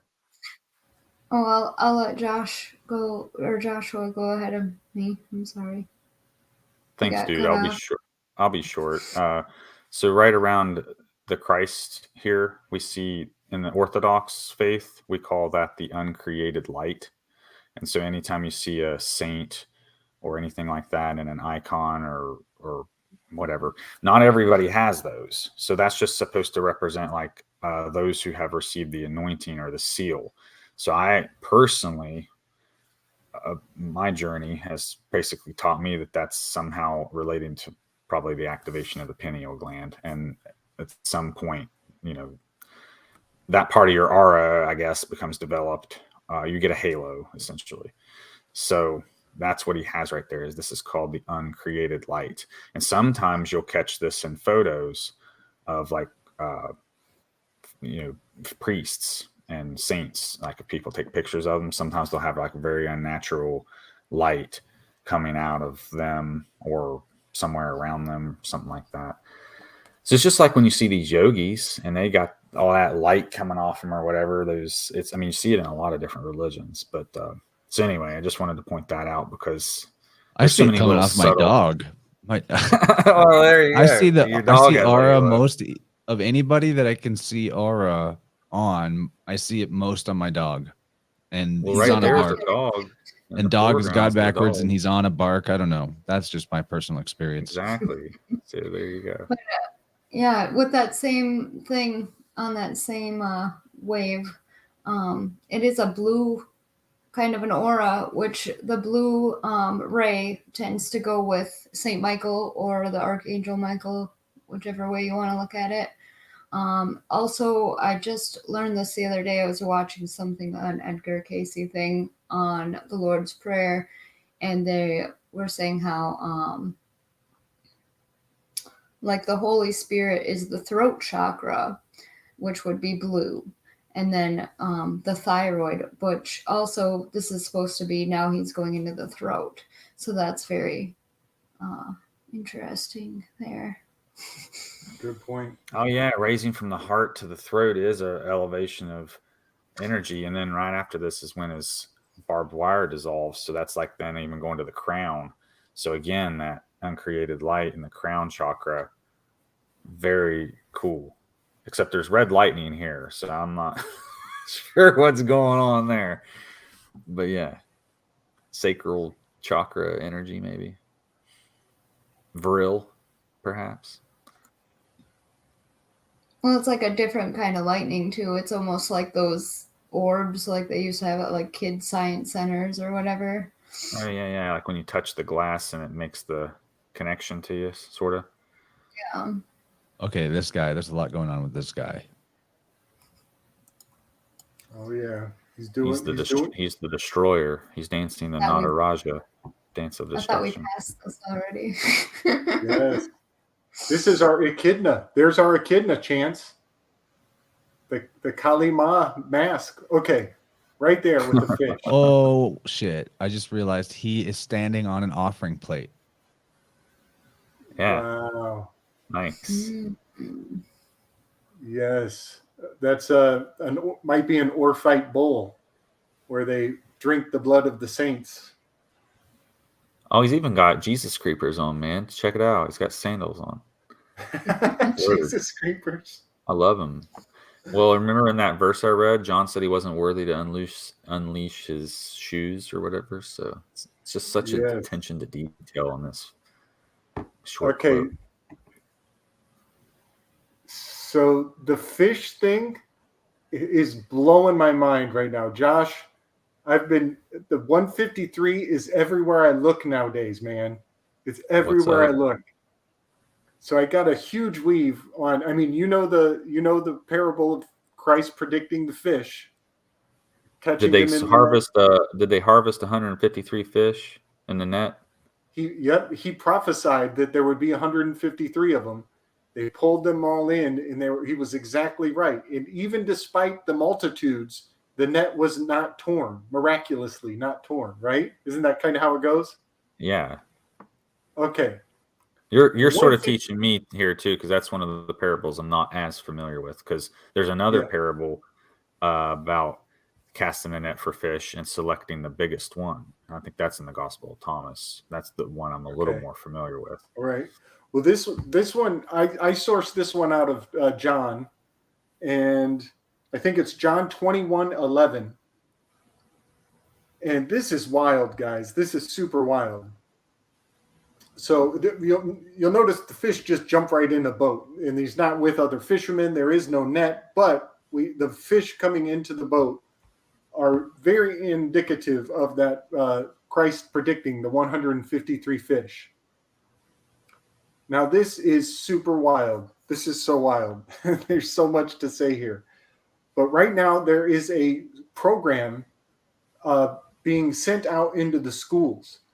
And again, we're looking at John, the book of John. These guys are the Jesuits. The Jesuits love that book of John.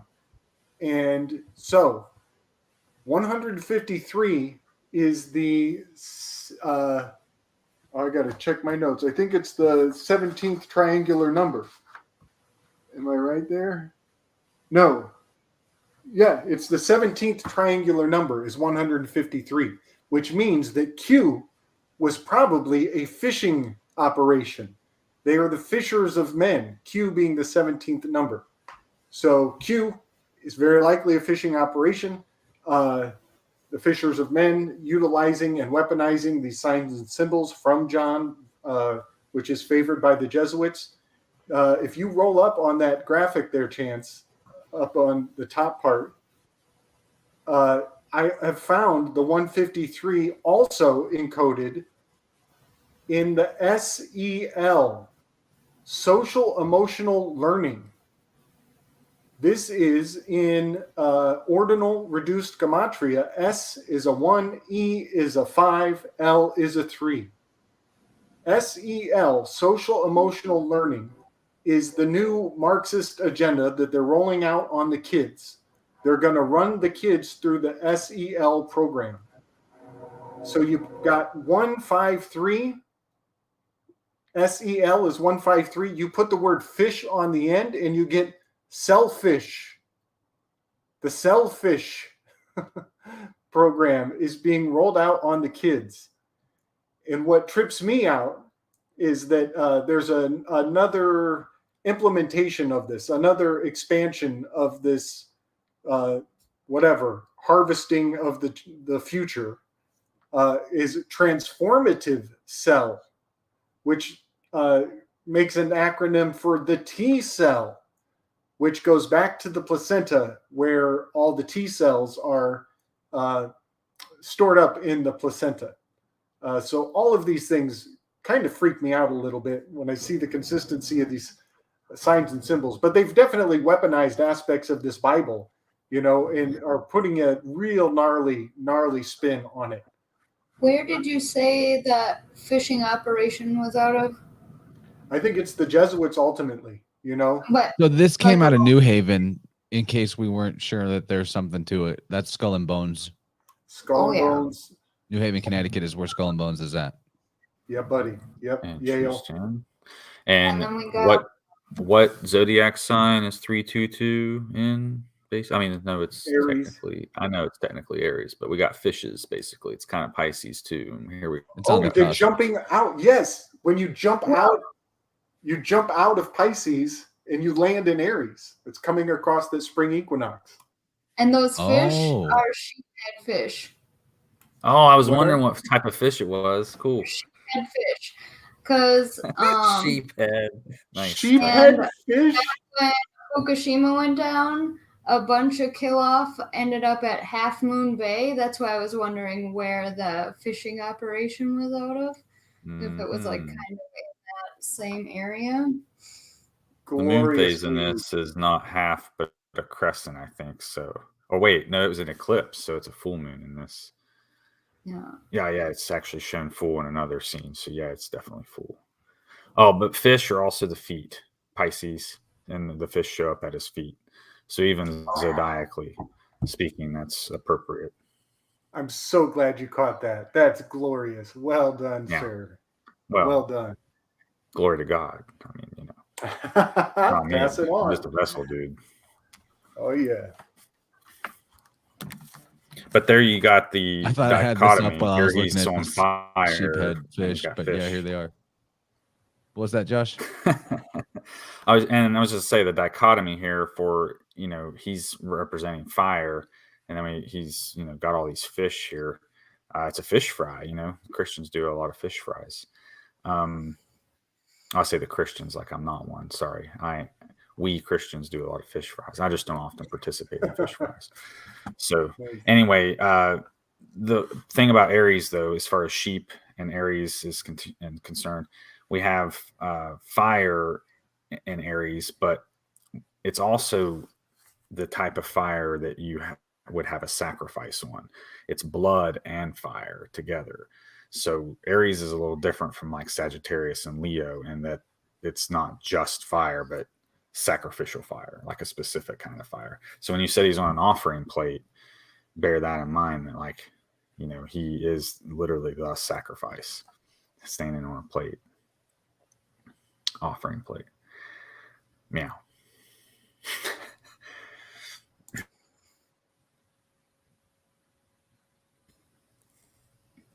The red hair's really interesting to me, by the way. I know I pointed that out earlier.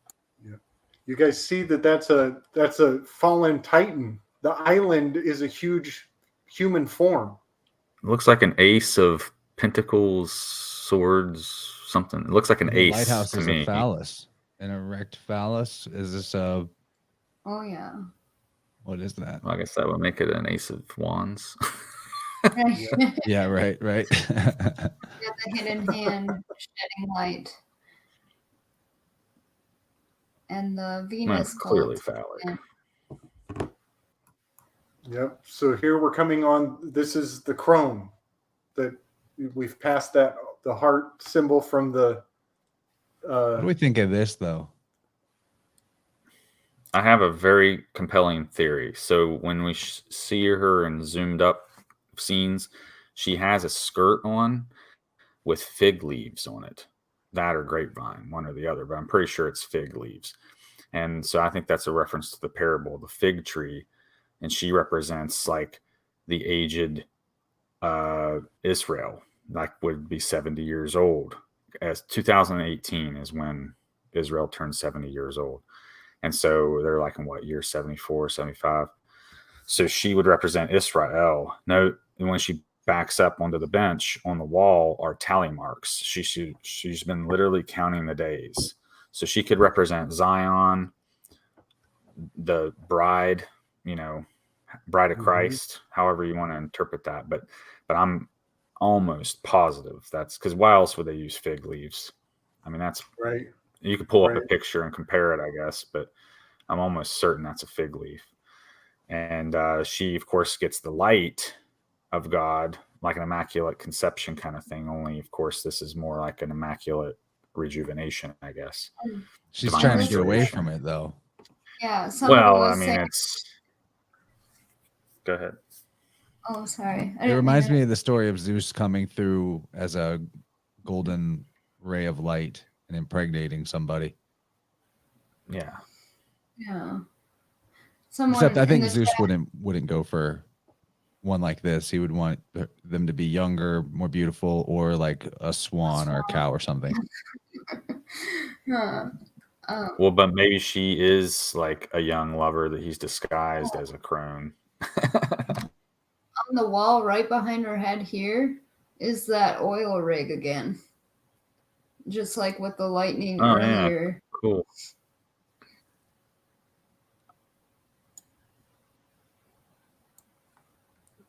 So, oh my gosh. Yeah, there's a lot going on. Okay. So, Chance, I shot you a couple images in the telly. If you can just maybe flash the first one real quick and then move on to the second one. But the first one is, this is an image from Chernobyl. And this is just where some of my research took me. Yeah, this is a statue at Chernobyl. That looks like something out of that game, Fallout. That's what it looks like. Kind of, right? And it's got the Chernobyl, the Nobel, right? It's got the Taco Bell up here on the statue. A lightning bolt coming down with the hands. The hands are holding a cube. That's the yod, the Y shape.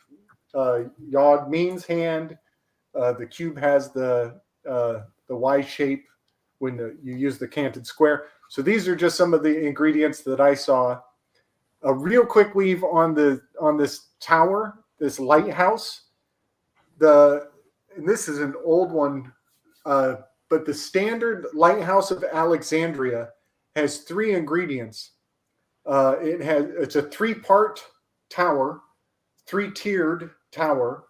So at the top is a mirror that is used to cast light, to reflect the light, to make the lighthouse. And it turns out that those 3 ingredients of the lighthouse, the triune, and the mirror at the top of a tower, those are actually the ingredients that speech giver uses to control people's minds. The triune brain, that's the 3. The word tower is Magdala. The Magdala, and that's the amygdala of the triune brain. And then the mirror at the top is they call it your mirror receptors, is the name of the part of the brain that is basically your sympathetic, the way you sympathize with the person speaking. You see them as a mirror of yourself. You're projecting your own emotions off of them.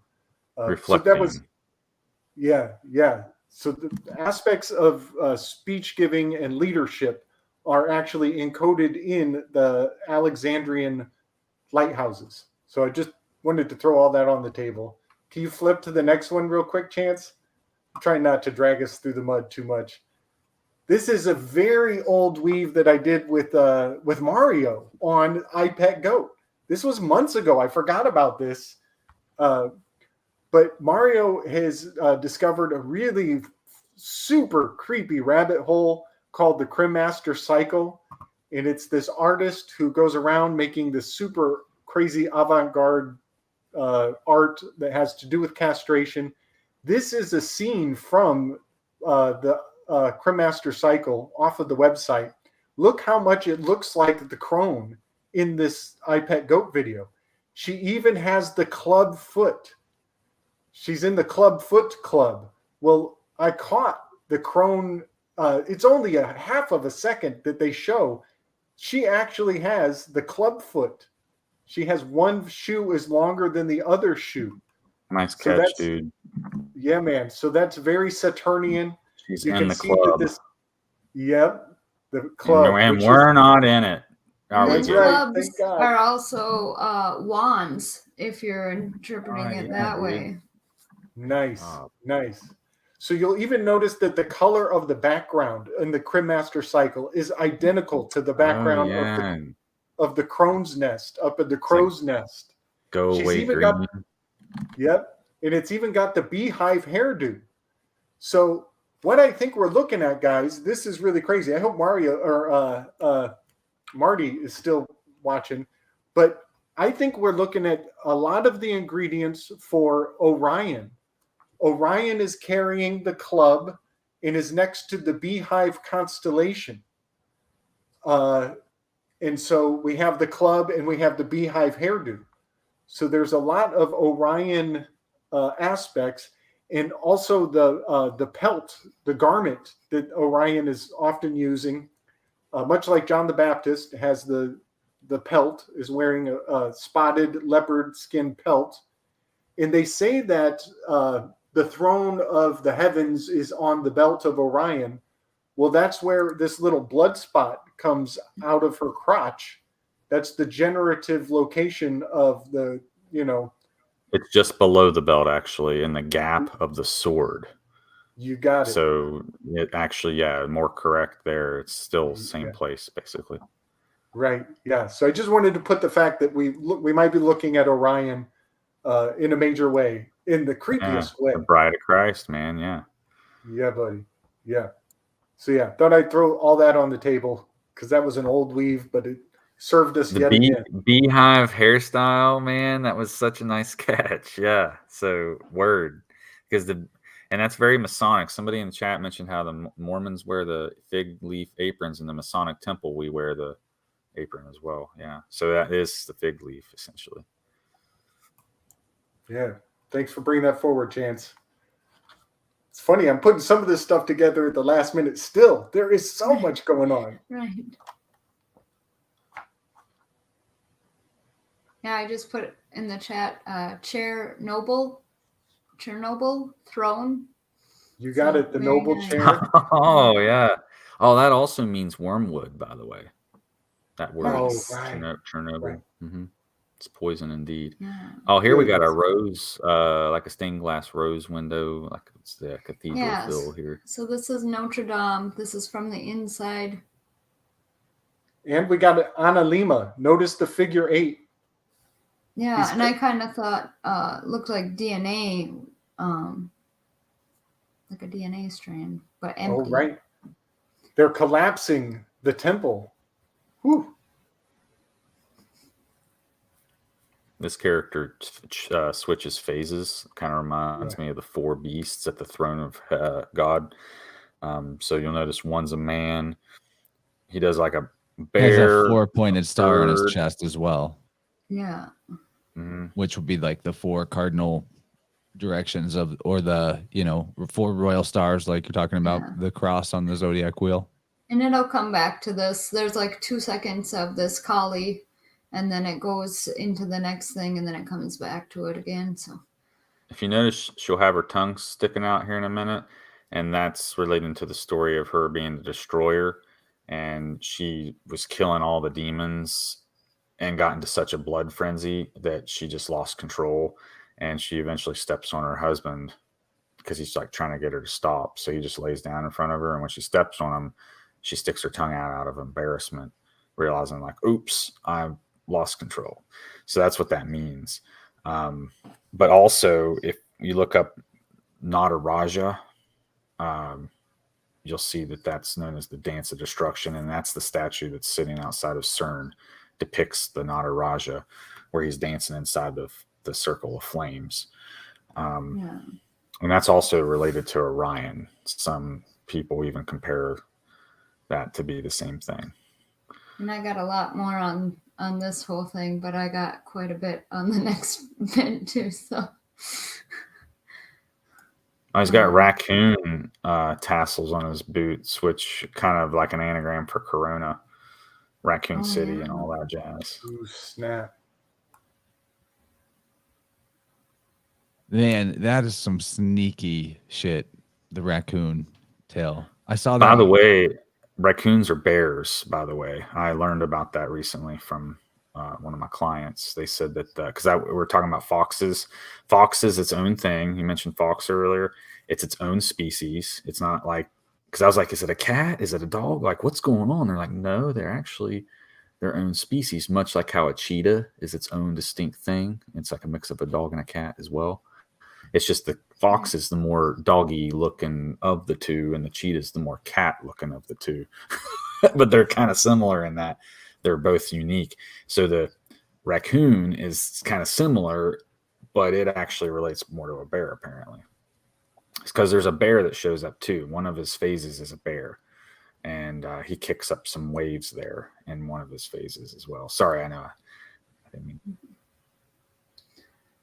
So this here, all these, what I relate this, it took me so long, and it wasn't until Chance, you were talking about something with somebody else, and this was the one scene that like just baffled me, because I was like looking up like smoke men and stuff, all kinds of stuff back when I was decoding my first go at decoding it, and so finally you had said it's the ghosts in the machine. So I was like, okay, well, these are all the computers, because what do? They do business, but they're not really like people, but they're working. So that's the ghosts in the machine, and then burst out of those, like the Lambda character we have now is this sentient whatever, and then you have like this, from making that, kind of wipes out all the computer activity, which is what I think that, like, they kind of had the idea to do in Y2K, but then like they weren't really there with all the rest of the pieces yet. So Yeah, I think that the ghost in the machine is also the straw man in the legal system. Yeah. Because like that whole concept of Mhm. your identity on paper in the papacy and the Pope being the Antichrist, as in like the vicar or replacement of Christ, and owning the copyright on all of the papacy.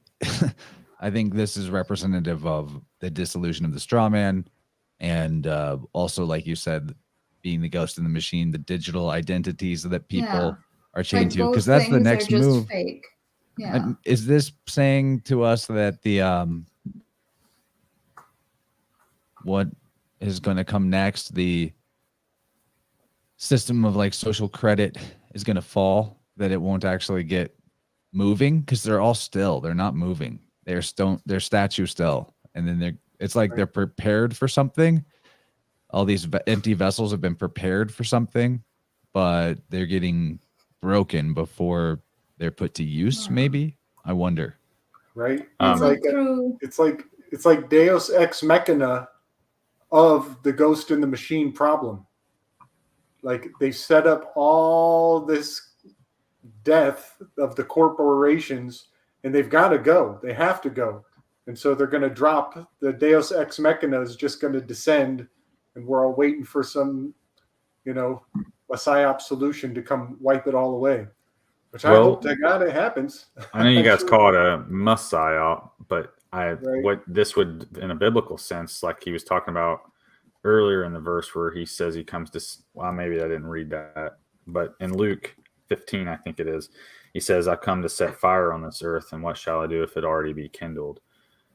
So in here we see he's turning it all to ash. Well, what each of these men are wearing is a business suit, but that includes a necktie.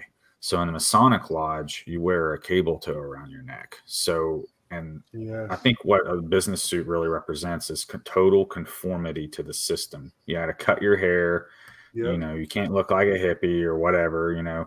You have to conform. So like wearing a suit is really there we go, the epitome of conformity right there. And you're wearing your cable tow. So what he's doing, he's coming to, Jesus Christ breaks the spiritual bondage. So part of this is also, doing away with that old system completely. So I do interpret it as that. He's like the destroyer of this system. Yes. I'll point out real quick, the UCC, the Uniform Commercial Code, comes from Barcelona, comes from Catalan, Spain, is the origin of the UCC code. And our code comes from Spain? UCC code started in Barcelona. That's the legal code, Uniform Commercial Code. Yep. And there is a field of research out there, Tom Carberry. He believes that the New Testament events and the crucifixion actually happened in Barcelona in probably around 1300 per the calendar we prescribe to, not back in the year 0. That's really weird because I see a lot of devilish things that lead to Spain for some reason, and I've never really understood why. There's a huge code going around. Another drop in the bucket. Yeah, man. Yeah, I think the Spaniards found the New World a lot earlier than they said, or they've known about it. They knew about it the whole time. I think that maybe like whatever the holy sailors, Phoenicians, Pelasgi, whatever knowledge they had and map of the world they had, that part of the Holy Roman Empire, Catholic Church, what have you, then that information and knowledge, a lot of closely guarded secrets, because they're literally trade secrets. You won't want your competition to go take the resources that you're plundering. I think that the Spanish monarchy inherited that or stole that or somehow was in charge of that. But that's all theory and conjecture. I also don't think the events of the New Testament played out literally, or if there's components of it that are historical, they're completely skewed by the application of Euheremism and astrotheology being applied over it. And we should be wary of anything saying that this is the actual history of it, because it's exactly the same problem that considering anything from text-based forms as true history gives you, which is that, well, still can't verify that without real world artifacts. But that's getting in the weeds. I do want to continue I think we might be able to get through this. Yeah. Tell I did me- want to say that they are, all the smoke men are 12 by 15. I went through and counted. I I'm hoped not- that you couldn't had really counted. I love I you, didn't Andrea. count the amount of squares, but I was like, I don't know what that means, but it feels like it means something. Well, maybe it's like how the Roman soldiers would line up. It could be like how phalanxes or divisions or brigades or something. It looks very militaristic to me. Yeah. It's like an So army that of multiplies. suits. That multiplies out to 180. Which Oh, so like do Half a of a 180. circle. 60 plus 60. Yeah. yeah, it's a turnaround. Not It's like all it's also a not 60, this. 60, 60. this. Nice. But, yeah. So it's a 180 is to like reversal. It's a reversal. It's the letter R is the 18th letter. Okay, so that does make sense because there's I don't remember what verse it is, but it's they turn everything upside down. So that would be a 180 turn instead of a 360 turn, and then he comes out of here and that is a circle, which is 360. And completes the circle. I love it. Oh man, Terracotta Warriors, good call, Jenny B. And Jesus being Mercury. Yeah. This could be a whole can of worms. There's so Terracotta much. warriors being found with Mercury, right? Yep. Yeah, he's the Like spirit the actual physical that filled the Mercury. vessel. Yes. Man, I said it before. I'm going to say it again. If a picture says 1,000 words, a motion picture can speak forever. Right? Yeah. I got to hit the head, y'all. Go ahead. I'll be right back. BRB. Okay.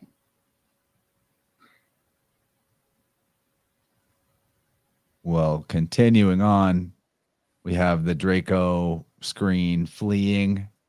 So like the devil on his shoulders gone. He gets up on his own feet. And what's interesting too is that what's his name? Baron Saturday. Mm-hmm. He's now It's like conducting. a maestro. Mm-hmm. Yeah. Conducting music. Like a symphony of death. Is it? I don't know, because this is kind of a resurrection moment. And here's the Yeah. male with the full moon, and the male is rising. The male spirit is rising symbolically. I think this is more occultic. The moon is masculine and the sun is feminine, Well, and which is then the with opposite of what we're told in esoteric thought. And also, I think it's interesting to look at the splotches on the moon. I don't know what they might mean, but that's not maybe really the more way the literal islands. moon looks. Could be islands again. Yeah, is that some kind of a map? um But the moon's Yeah. full, which would represent like the erect phase of the male, or the risen phase of the male, the solid phase of the so ice. somebody had brought up part of the point of, or like what would be the point of life without suffering, and it made me think Sufi rings, which would be he's a Sufi, he's a whirling dervish, he's making rings, suffering. Yeah, That's and the awesome. rings are a thing for Saturn, and this is Baron Saturday. Yeah, so he's conducting the suffering underneath this full moon, and it does look like a super moon, like it's really close. Yes. So I think I identified the mosque that he's on top of. And crazy enough, it's in Kiev. Again. And so what's kind of remarkable about this being a 10-year-old video is that it is coming to fruition just now. You know, having Kiev center stage in some of the signs and symbols from this iPet goat are like taking the stage right now. So the name of the mosque, Chance, I sent you something in the telly that's got like a visual to kind of confirm. You can look at this mosque and look at what's in the iPet goat. The name of the mosque is, I just lost it.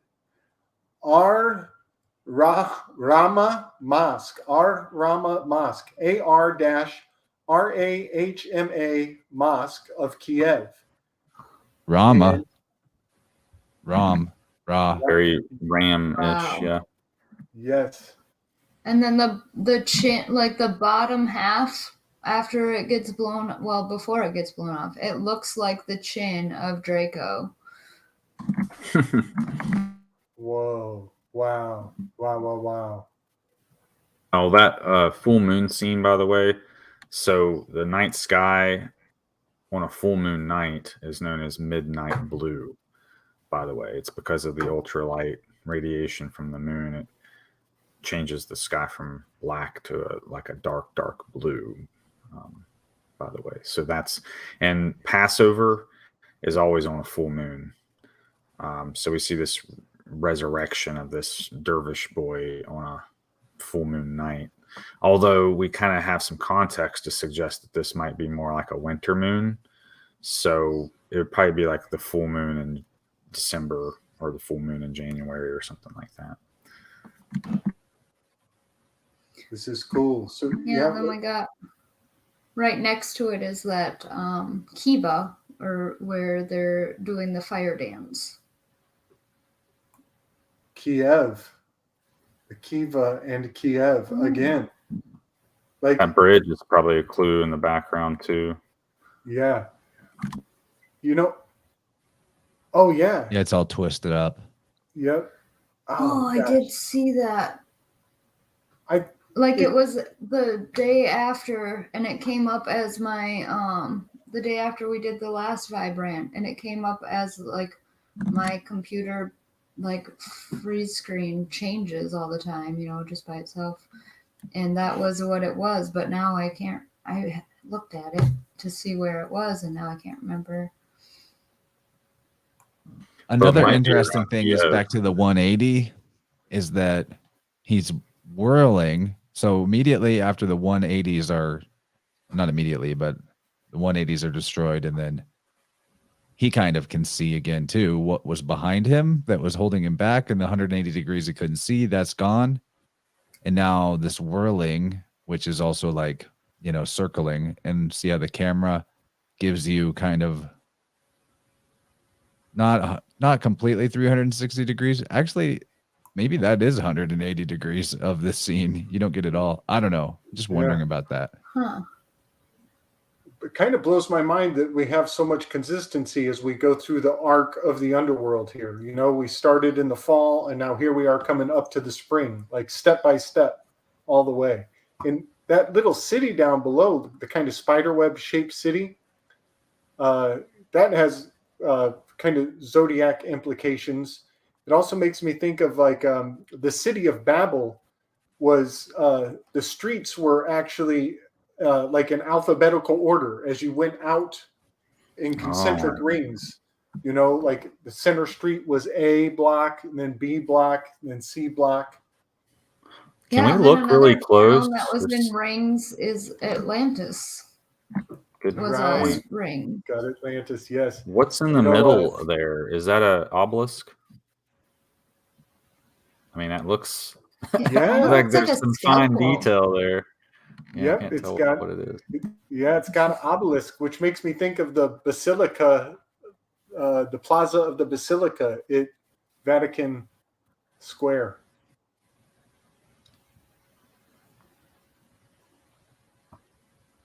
Yeah, you could get lost in the details of this forever. What is this over here? Why is there a little light in it? Like all the background stuff I haven't even looked at. I'm just like looking at the foreground. Yeah, man. So yeah, the dancing dude is actually doing a lot of capoeira moves. I just got to point that out. Like some of these moves have names. They're actually Brazilian names for these moves.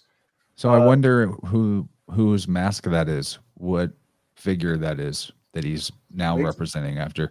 Is this like a Kali of a different culture? Is this a Brazilian or South American deity that we're getting represented here? So this, I think, is it Pepe? Oh, that's a good point. Might be Pepe. Could be Pepe. Actually, Gordy had brought up the other day the frogs in the Navy. There's a I think he said it was a division of the Navy that was the frogs. I can't remember what he said that they did, but it's another military tie-in. Okay. So he's got the feather in his hat, which makes him Yankee Doodle Dandy. Dude. Or like Matt's feather of truth that we're weighed against. Yeah. And then if he is like in the military, he's got this bar over the top, like those, decorations on when they retire or in their formal wear. Yes. You earn your stripes. That's kind of yes. And it ties back into the tiger again. He earned his stripes in the meme war of 2016. Seen a lot of things, man. Highly decorated. Yeah. Man, 2016, that's the 63rd triangular number. 216 is 6 times 6 times 6. 216 is TAX. Taxes, tax day. Mm-hmm. Got time to pay the piper. This might even be a Shemitah time as well, because they're starting to forgive student loan debt. So you might want to look at that with your diction of Aries and all that jazz with taxes and whatnot, because that's the kind of feeling I'm getting. Welcome back. A Jubilee sure seems in order nowadays. Something way bigger than just a little. The Queen just had her Jubilee, right? Yeah. And that's yeah. So maybe we're on something. Okay, so then he's the frog. And with the sharks. So that would make sense, because then he got the sharks, and if it's the Navy or whatever. I think this is Aquarius. Yeah, well, it could be both. Yeah, there's water at his feet. He has too. a feather on his head like air, and then there's these waters or shark fins, or it could be waves. But Aquarius is air, is a air sign, but it's the water bearer, and frogs go between the water and out into the air. Well, he does a bird too, so that would probably be our air.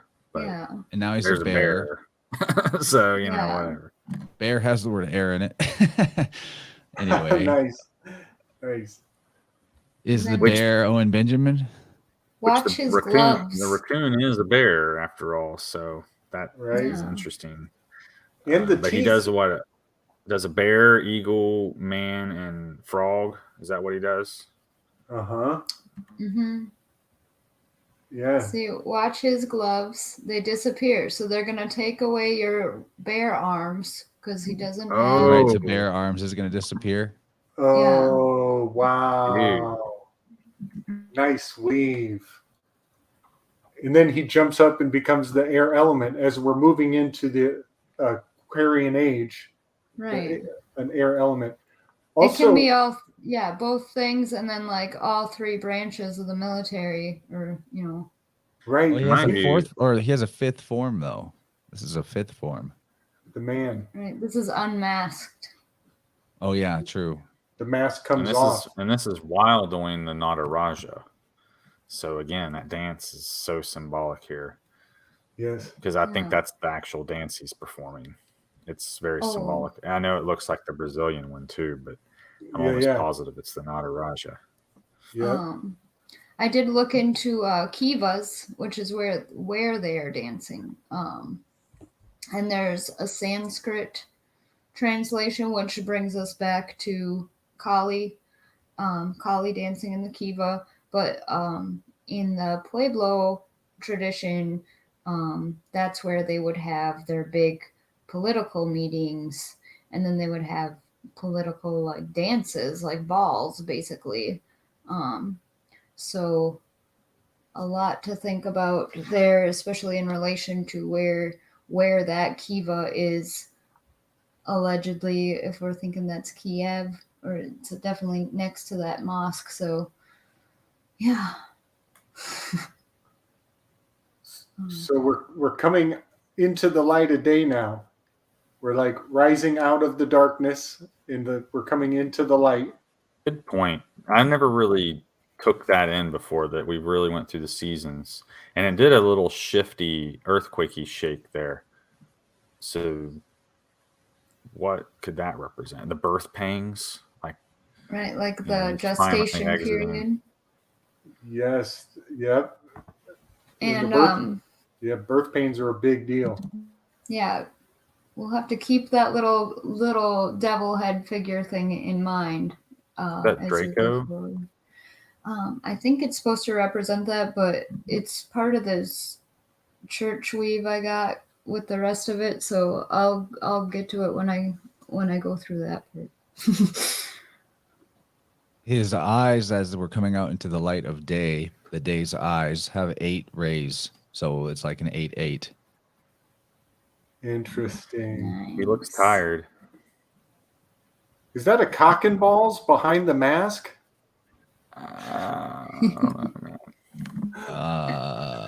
Remember that image as well, because that's going to come up in a second.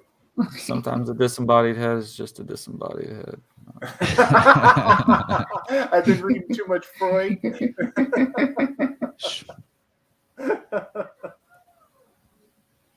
What's that word? Schadenfreude? I'm glad you brought that up. Can you please explain briefly what that means? Is it like a loss for words, or it doesn't? No, translate it's a well in word that English, means I know. taking. It means taking joy in somebody else's misfortune. Oh, it's like cringe. I guess if you enjoy other people cringing. That's what I'm saying. Like, it's a thing, obviously. Just never really understood it. Thank you. Yeah, we don't have a word for it in English. Another translation of the word kiva is lotus. I forgot about that until we just got to this. And there's screen. all these lotuses here. Mm-hmm. That appeared at the socialist guy, Drannon and the Goo. There was one lotus there, right? And then there was that was a different one. like a magnolia blossom, I believe. Okay, I was just noticed it when I was previewing before joining. So thank you. Oh no, you're good. So in the classroom we got a lotus, and then we see them here. Then, so that's the only 2 places, I guess, that we have the lotus. Yeah, he's got dirt on his face just like the chick did. By the way, that's kind of weird. Right. Yeah, buddy, good catch. You've been laboring. Like, what's going on? It's his birthmark. Maybe another island. Got a weird choice of facial hair too. Yeah. You know, why is he is It's this because he's an Adolf? It's not exactly a Hitler stash, but it is kind of reminiscent to have this part in the middle cut off, like the cleft lip type of look. Yeah. What is that? Is weird. And What is that about? It's also interesting that he's a redhead, you know, RH. He's a redhead. And red eyes too. Can you give us any? Yeah. Surely you've done some research on redheads, Andrea. Can you give us anything noteworthy, perhaps? Like, what could possibly be significant about him having red hair in this? I'm not exactly sure. I just know, like, I haven't done too much research because I'm just like, whatever. I have red hair. Well, I just figured you would be the authority. I didn't want to. No, it's good. Yeah, I do know. I've heard a few people say that in the Middle East they don't like red-headed people. So, like, there's certain places you go allegedly that will like pretty much assassinate you just for being red-headed. Interesting. Yeah. That's interesting. I heard about a myth where, or a ritual in the Middle East where at a certain time of year, and people don't talk about it. They just perform this tradition. They will, the men will dye their hair red, and they also will take select goats from their herd and dye their hair red. And at a certain day, all of the red goats disappear. Mm-hmm. And when the goats disappear, all of the men go and wash out their hair and go about their business. And nobody talks about what just happened. But the speculation is that there are giants in the hills. Mm-hmm. And when the giants see red, they know that it's time for a harvest, and they come and they take the select goats as an offering. And it's this unspoken contract with the Nephilim that live in the wilderness. May I please comment on that? Because that's exactly the scapegoat ritual, where the goat is they put red yarn on the horns of the scapegoat and send it out into the wilderness for Azazel to bear sins. So that's totally, what was that again? What were you talking about? Was this tribe or something somewhere? These people? Yeah, it was on. I'll link it in the telly. But I heard that story from a fella who is collecting military paranormal experiences, and he was interviewing a fella who was in the military, who was overseas, and was just reporting back on some of the cryptozoology of the Middle East. Okay, I'll link that to you. Speaking of giants, King David was notably redheaded, and he slew Goliath. And not only just Goliath, but his 4 other brothers and lots of other giants. So he was notably a giant slayer. He drew so much blood that he wasn't even allowed to build the temple for God, as beloved as he was. So he was permitted to lay the foundation, but he was not allowed to build the temple because he had so much blood on his hands, even though he was obedient in killing giants.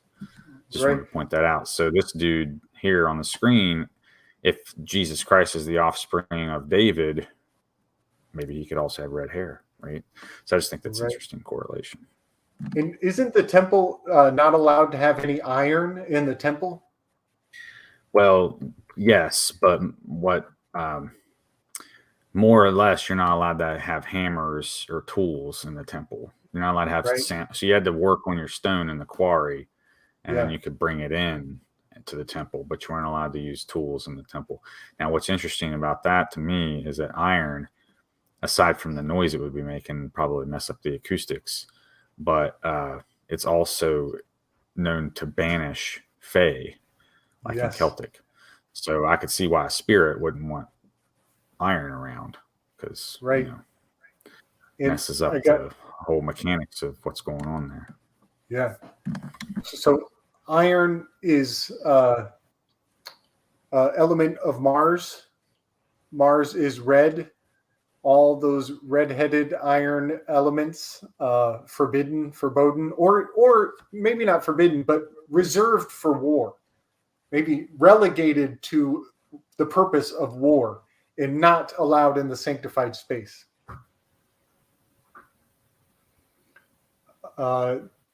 So, Chance, I dropped you a couple in the telly on this particular moment where the temple is about to collapse. And this hails back to what we just saw.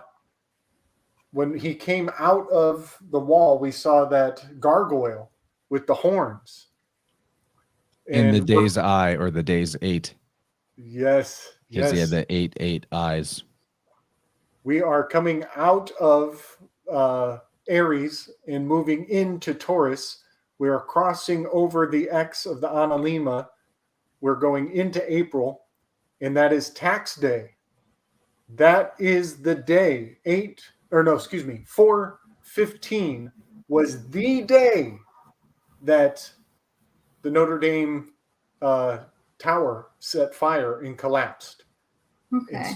And so everything that we're about to see right now, which is all marcated by the signs and the symbols in the iPet Goat film, is encoding this day and this ritual that happened on 4/15. On the X marks the spot of the Analema, a very sacred day on both sides as we ascend up. But what do you got? What do you got on this one? All right. So are you talking to me? Well, yeah. I got another. I got a little more to go, but go ahead. Let's weave on it. Okay, with the little devil head. So the spires on the Notre Dame had previously been replaced. The guy who replaced them went through and put all these chimeras, which are like gargoyles, but they don't spit water. And so he put them all through like some part of Notre Dame. I don't know exactly the part. And nobody knows what, if they are still there. Like, I couldn't really find any information on that part, but I could find a lot on these chimeras, which I found just really weird and creepy, especially considering the guy, and this goes back to where I was talking about the Holy Spirit and the thyroid and St. Michael, because he worked on Mont St. Michael, and he also worked on the Statue of Liberty. So this guy had put all this stuff together. And yeah, so now they're having to fix the spires that he put in. And one of the spires, so this scene actually right here, where he doesn't have the crown, he doesn't have the barbed wire on. Part of his crown, a splinter of his crown, was said to be in one of these spires.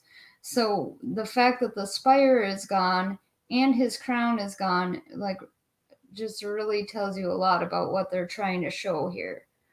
Wow, yes.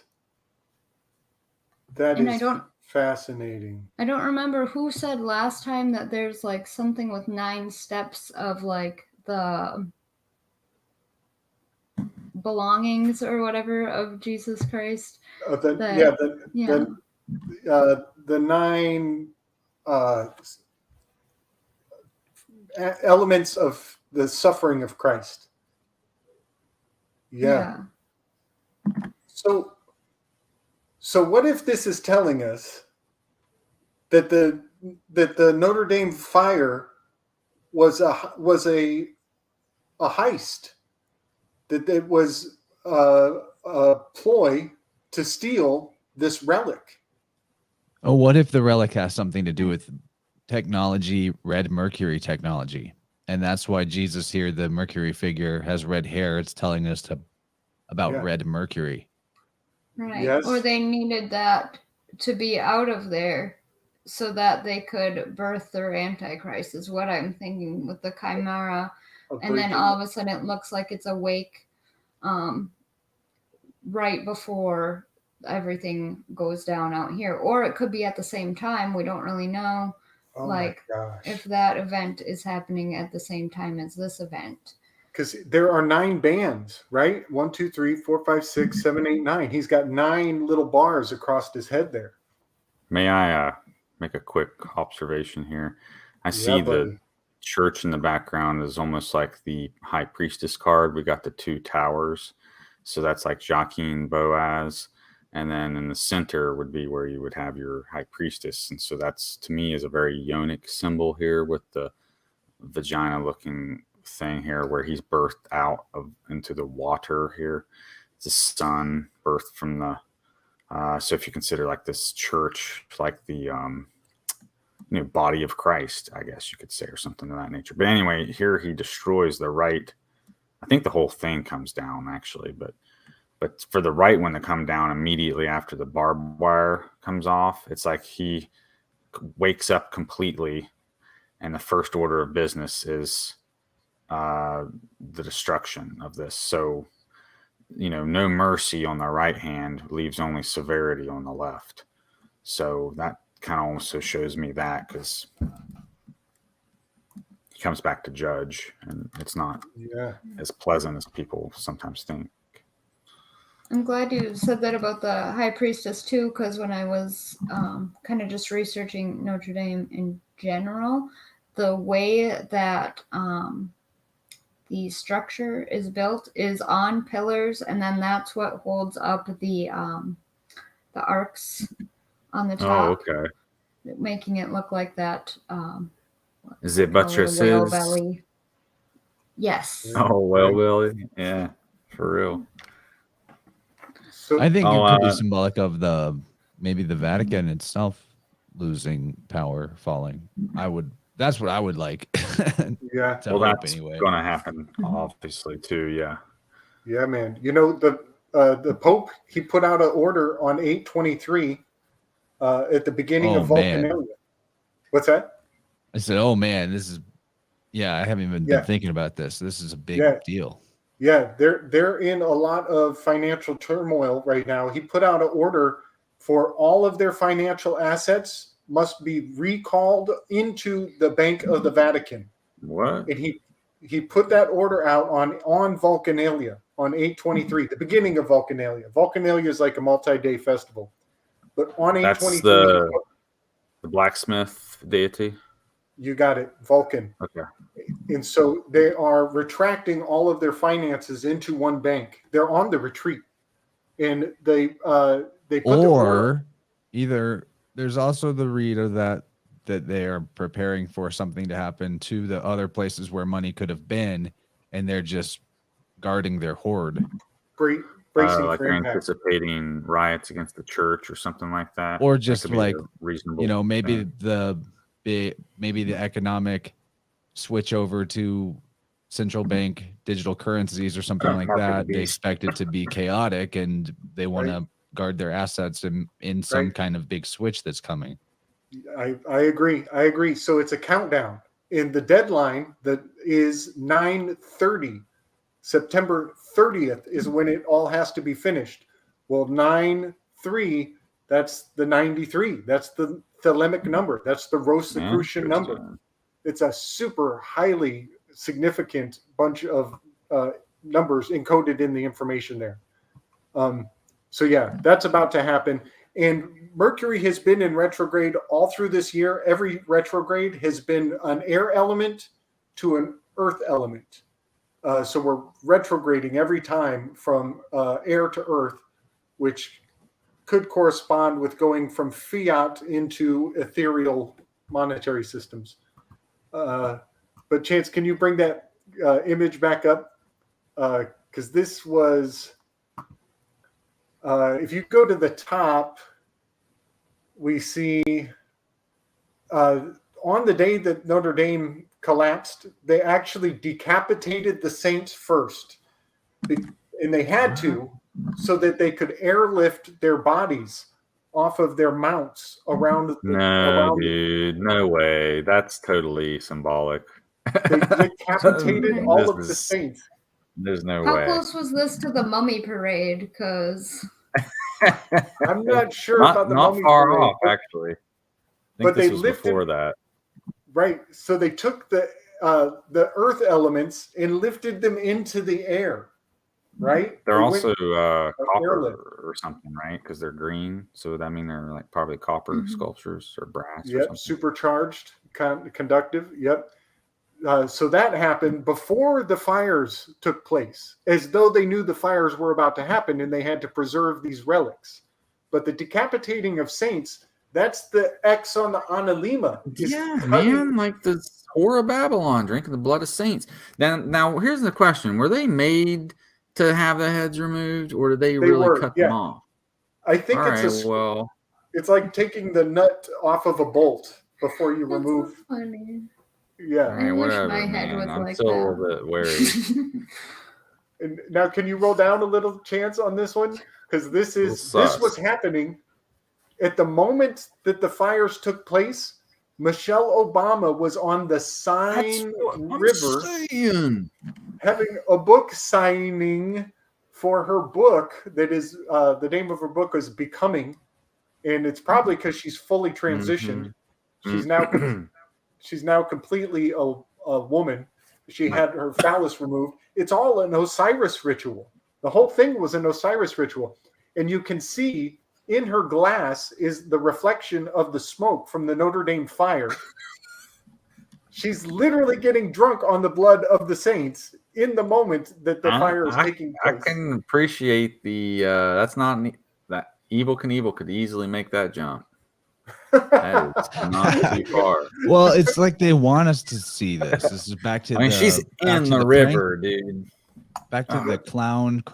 It's prankster stuff. You got to reveal. Prankster Prince. You have to reveal that they're getting punked. Otherwise, it's a scam, not a prank. Yep. It's like that. This image was released everywhere. This was in the Daily Mail. This was out there. Yep. Now you can't get more bourgeois than that. Scroll down a little more and look at the shape that the Seine River makes. Look what shape. Follow the shape of the river. It's the dong. It's the shape of the dong that was at the back of that gargoyle with the horns that we saw. The whole river makes the shape of a dong. Paris is the penis of Osiris.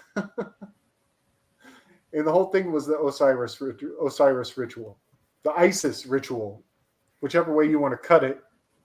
Right.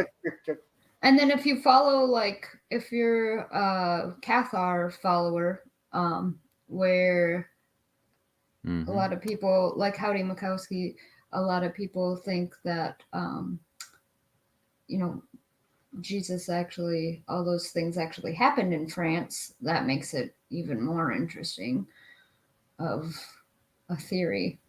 No, I don't think I've ever pointed out that Paris is Pallas, like Pallas Athena. Yes. Yep. And also the phallus, like the phallus of Osiris right here.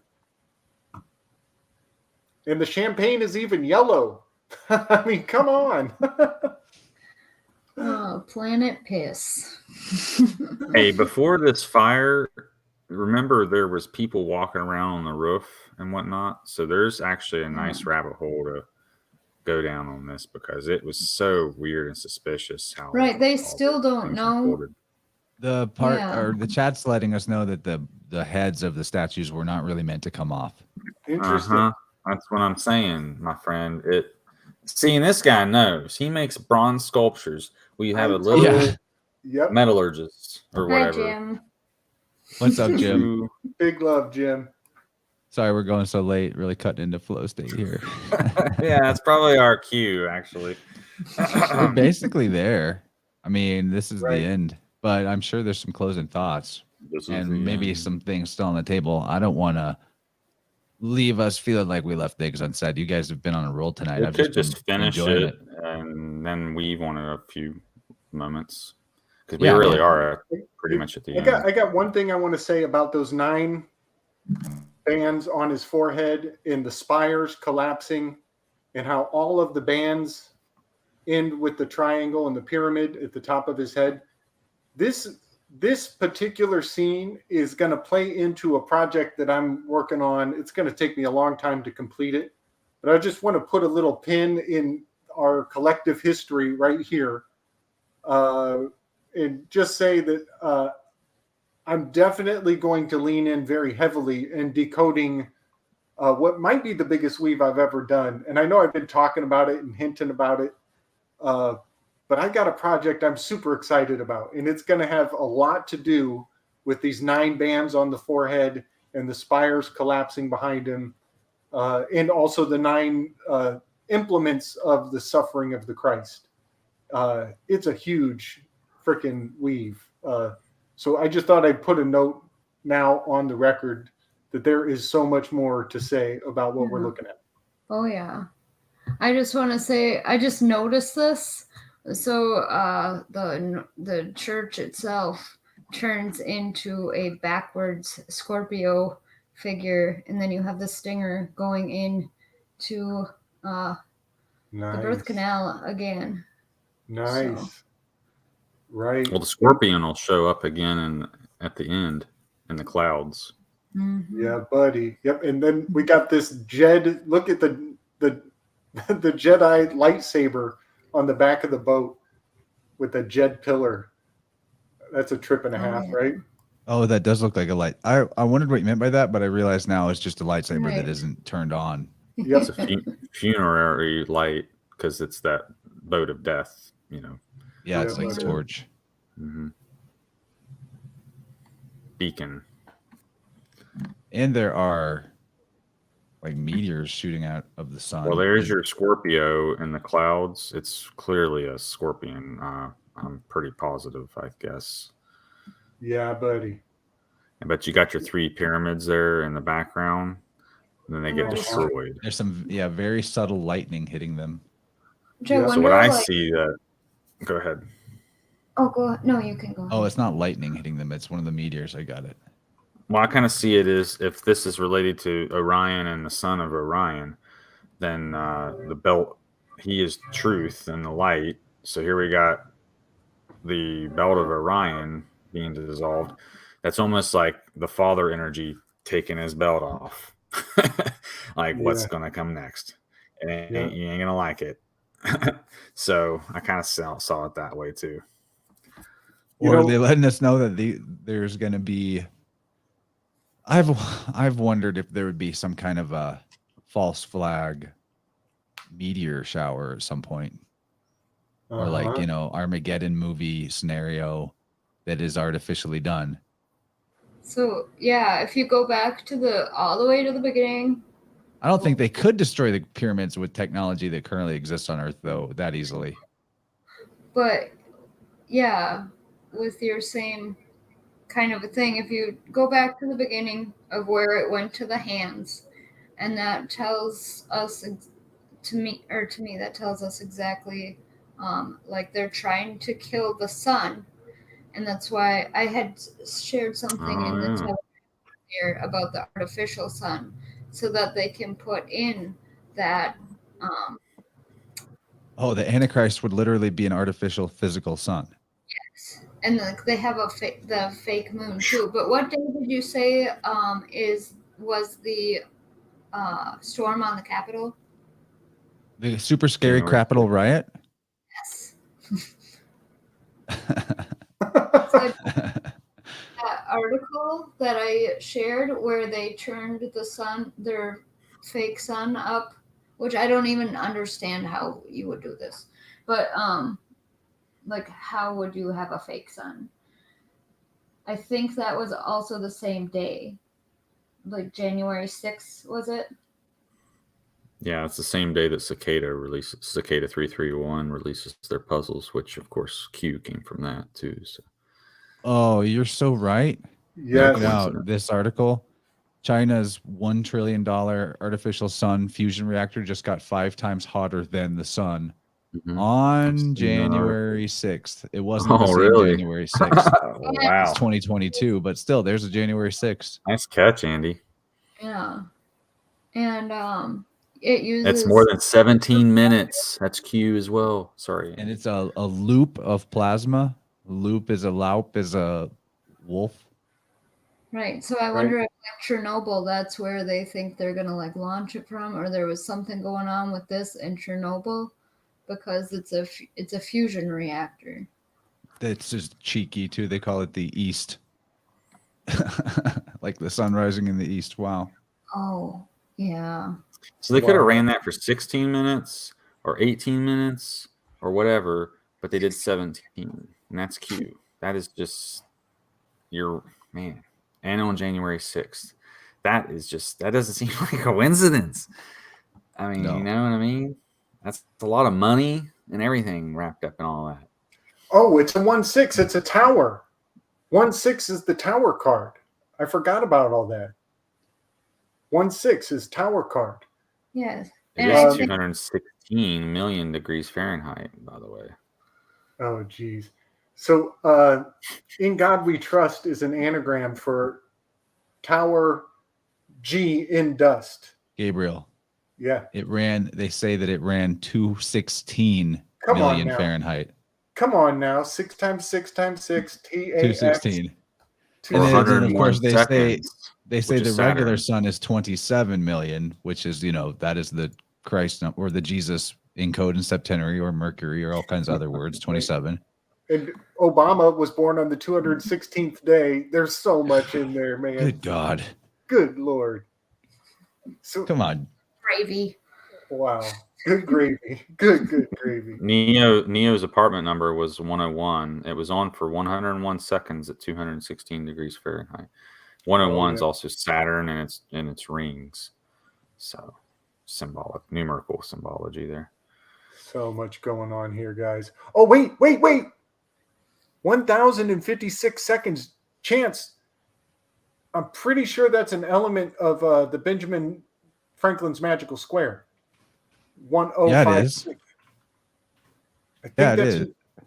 I think that's an ingredient of the Benjamin Franklin magical square. I remember it that. might be no, I don't know, actually, now that I think about it.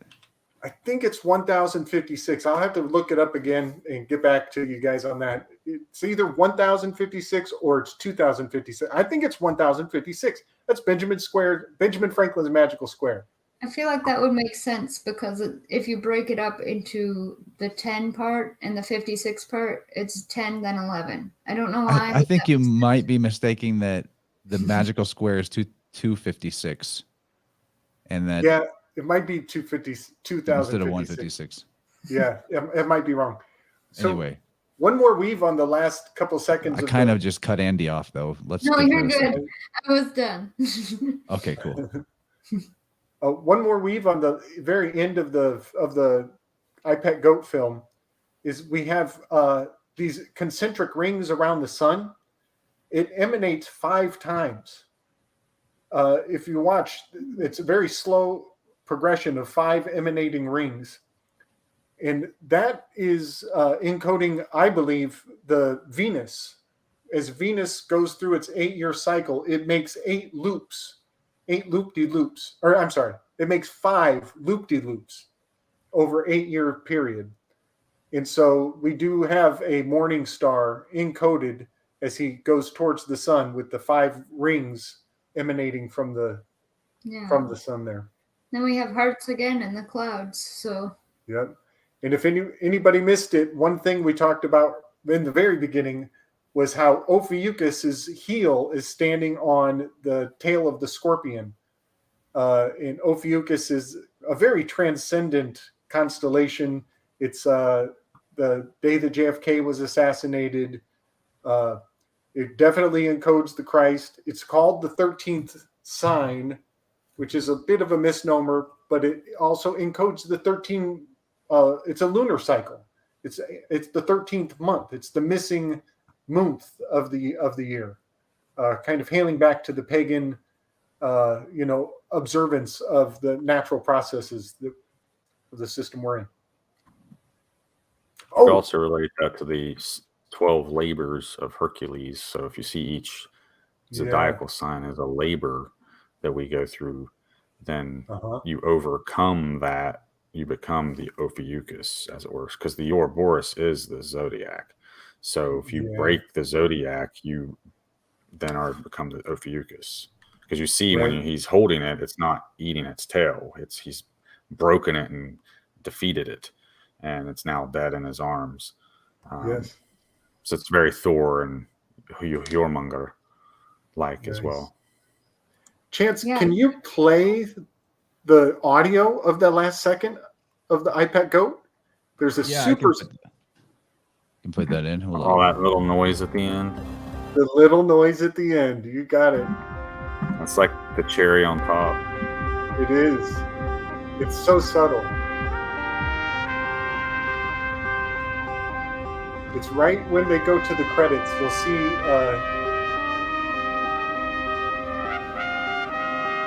You got that awesome spaghetti western horns going.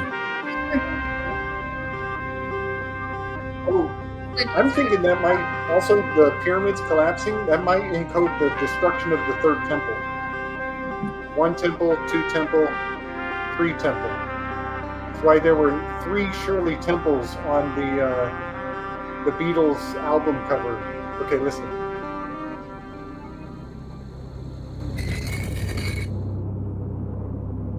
Sounds like a tomb sliding open. I knew it. I knew you'd hear it too, brother. Tomb. Well, the Apis bull would be placed in a stone tomb, and that's why they were so heavy, is because after a time the bull would decompose and produce like gas, and then the pressure was so great that it contained all that, and then it would generate electricity on the granite stone. It would literally become an electricity generator. So, the sacrificial bull or oxen, which lambs can be included in that. But of course they used oxen more, bulls more than rams, probably, I'm sure, because they're bigger. So one thing that I see in that, it was the letter. So as they made the audio sound, it was the dot of the letter I moved off center. And Chance, in my Diction of Aries, eye is at the 90-degree point. It's at the high marcation, and that's where the 3 days of the summer solstice, where the sun stays in place for 3 days. So yeah, very much opening of the third eye is the rolling away of the stone, decalcifying the pineal. Word. Literally, the most high eye. This was fun, y'all. If you know, he also has the pyramid capstone on it prominently on his forehead, and even the 3 pyramids in the distance have very distinct capstones. You can see that there is a line placed there to delineate. And so again, the lamb would be the sacrifice at the top of these pyramids. The sacrificed lamb is the capstone, the completed work, the completion of the great work. And the eye at the top is the silent witness to that sacrifice at the foundation of the world. So as it is in the beginning, so it is in the end. It's Alpha and Omega. So I just wanted to mention that because with the scorpion there, we see, well, that's judgment, the sting of the scorpion.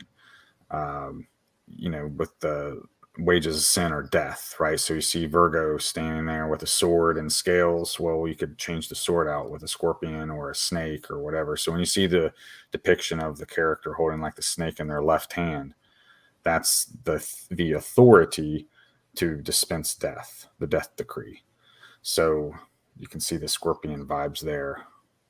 Nice. Also kind of bringing that to town. Guys, only with falling stars. If we quit in 20 seconds, we'll be 3 hours, 33 minutes, and 33 seconds. That's what I was thinking, dude. Yeah. Illuminati confirmed. 10, 9, 8. All right. 7. Well, good night, everybody. All Thanks, right. everyone. We had 60 people watching the whole time. This was amazing. Really cool. And I can't wait to see what we do next as a crew. I'd love to have Andy and Josh back to talk about some other stuff, and of course Gabriel every week. So catch you all on the next Vibe Rant. And by the time I talk to you all again, I'll have gone to the Bertaria Festival, so I'm pretty excited about that. Awesome. Yeah. Exercise your right to bear arms. You're bearing your arms right now, meow. That's right. Magi card. Yeah. All right. Much love, everybody. Good night, everyone. Ciao. Y'all did great. Thanks, chat. You guys were amazing. Love y'all. Farewell.